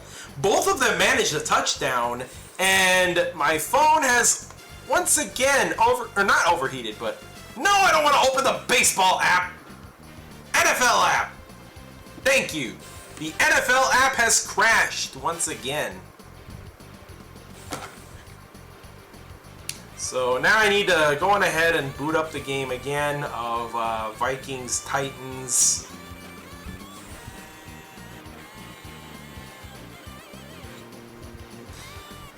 They're still on a commercial break, so it's fine. I'm not exactly super.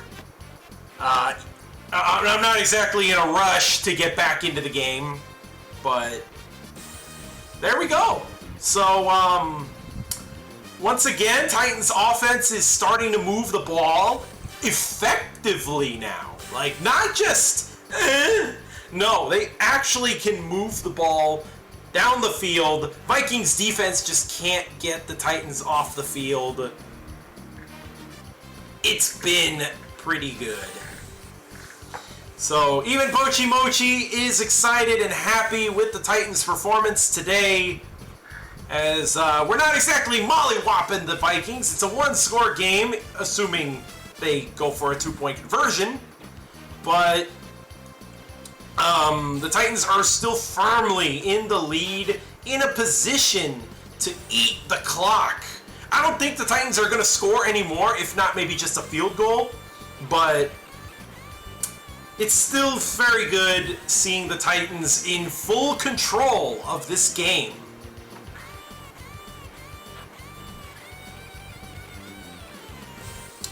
Alright, they're in the huddle. ball is on the Tennessee 39-yard line.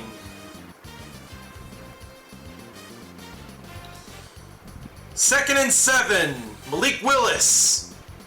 He's about to take the snap. Play clock. 3, 2. Okay. Handoff to Chestnut. He runs up the gut for a solid gain.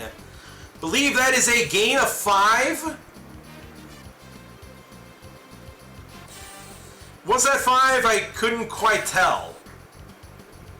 The Vikings have called their final timeout. The Vikings are now out of timeouts completely. So, at this point, I definitely don't see the Titans scoring anymore. I think they're going to sit on the ball. But, 3rd and 1. I love those 3rd and shorts. I feel like they're going to run up the gut with Chestnut again because they know he's got that in him. Though if they do decide to pass, I don't blame them, but I kind of want to see them keep moving the chains so that we don't give the Vikings the ball back. The Vikings fans are making a lot of noise in this 3rd and 1. Willis, hand off to Chestnut. He gets the first down, gain of 2. There we go, Tennessee first down. The clock continues to dwindle away as the Titans have dominated the game. Not in the box score, not the scoreboard, but just controlling where the football is. They have done a very solid job of just controlling this whole game, forcing the Vikings to play the Titans game. It was a slow first half. Willis takes the snap, rolling to his left, big hole, and Willis is tackled for a gain of big number. First down, obviously. I mean, I just said gain of big number because he gained so many yards. That is going to put the Titans deeper into Vikings territory.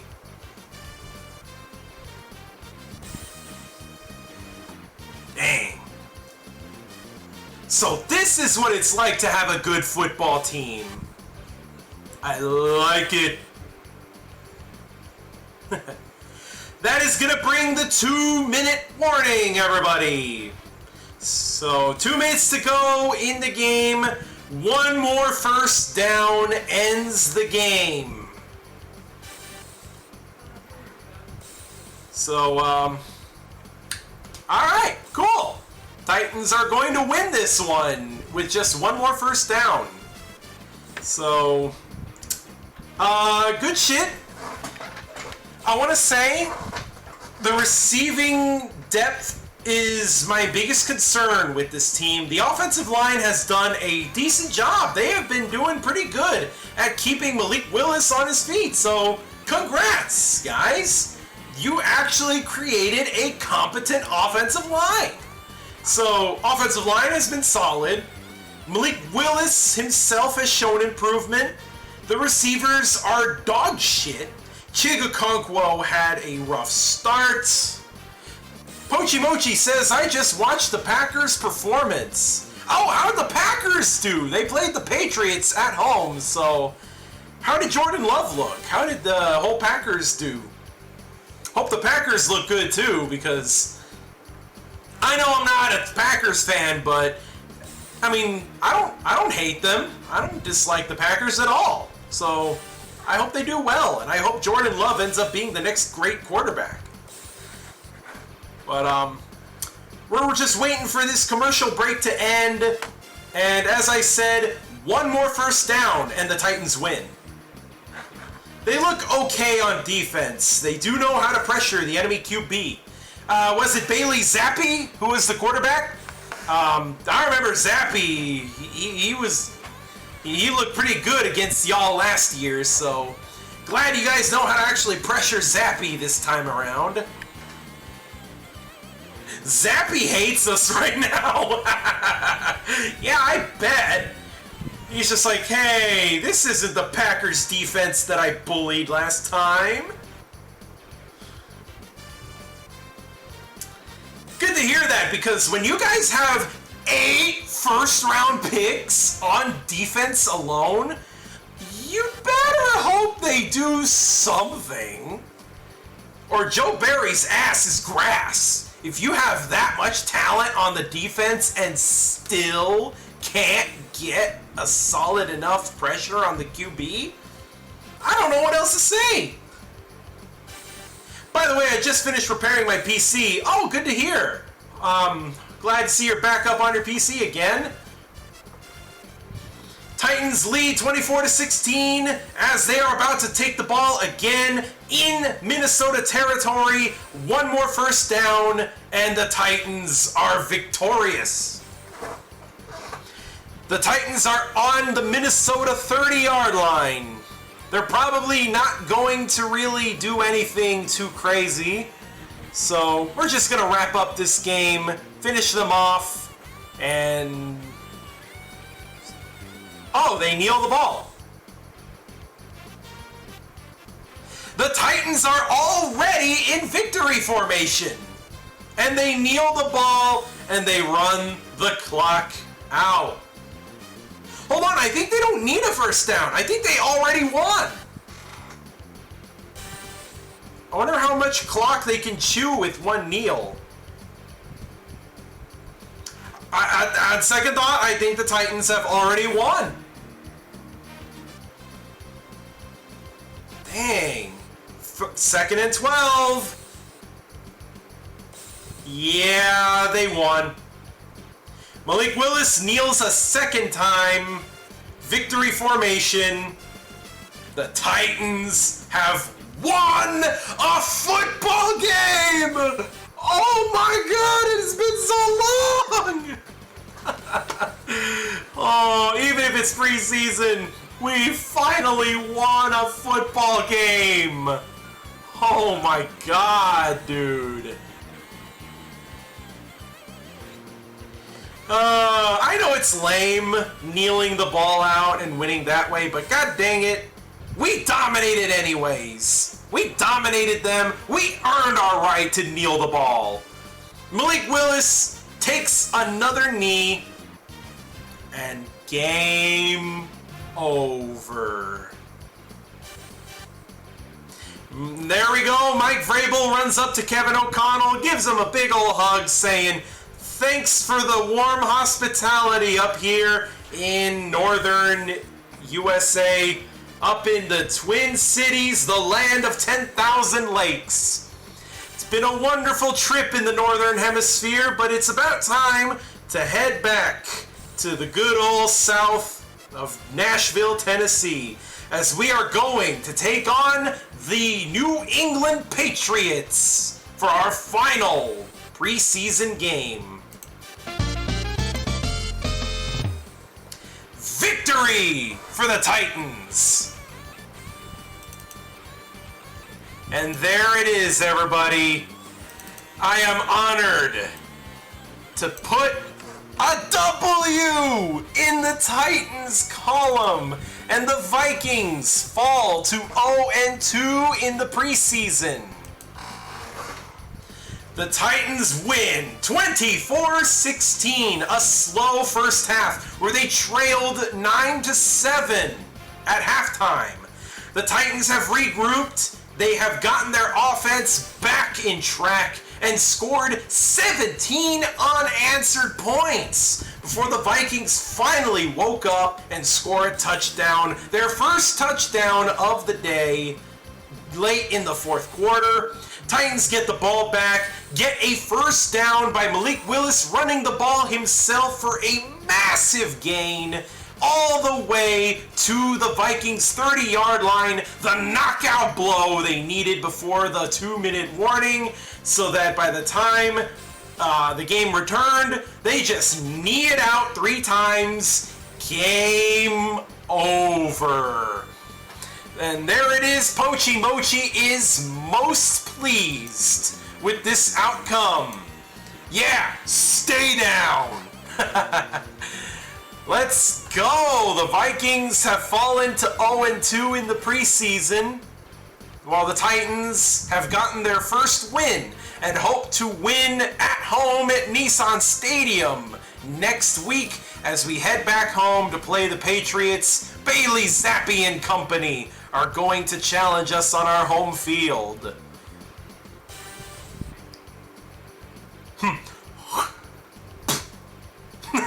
Pochi Mochi. Let's go. I love this. This was a great game.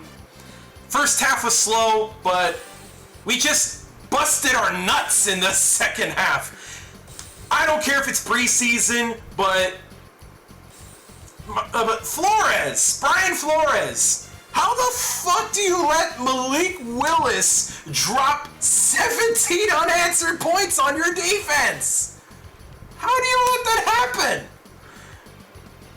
I gotta say, I know this is an appetizer of what Tim Kelly, the new offensive coordinator who has taken Todd Downing's place, I am thrilled that if this is the appetizer of what he's got in his playbook, putting a wide receiver as quarterback for 2 plays in a row? What the hell is that?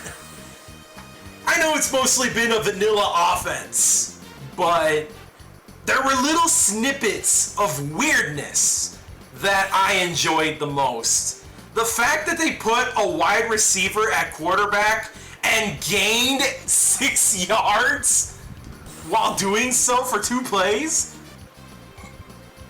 Dang. That was fun. Happy birthday, Kirk Cousins! You get the L cake for your birthday, Kirk. I want to make it very clear. I do not hate the Vikings. I'm a Titans fan. What do I hate the Vikings for? Honestly, I just revel in Pochi Mochi really dunking on his own team's division rival. And I'm just happy to say that for the first time since November 2022, the Tennessee Titans are victorious in a football game.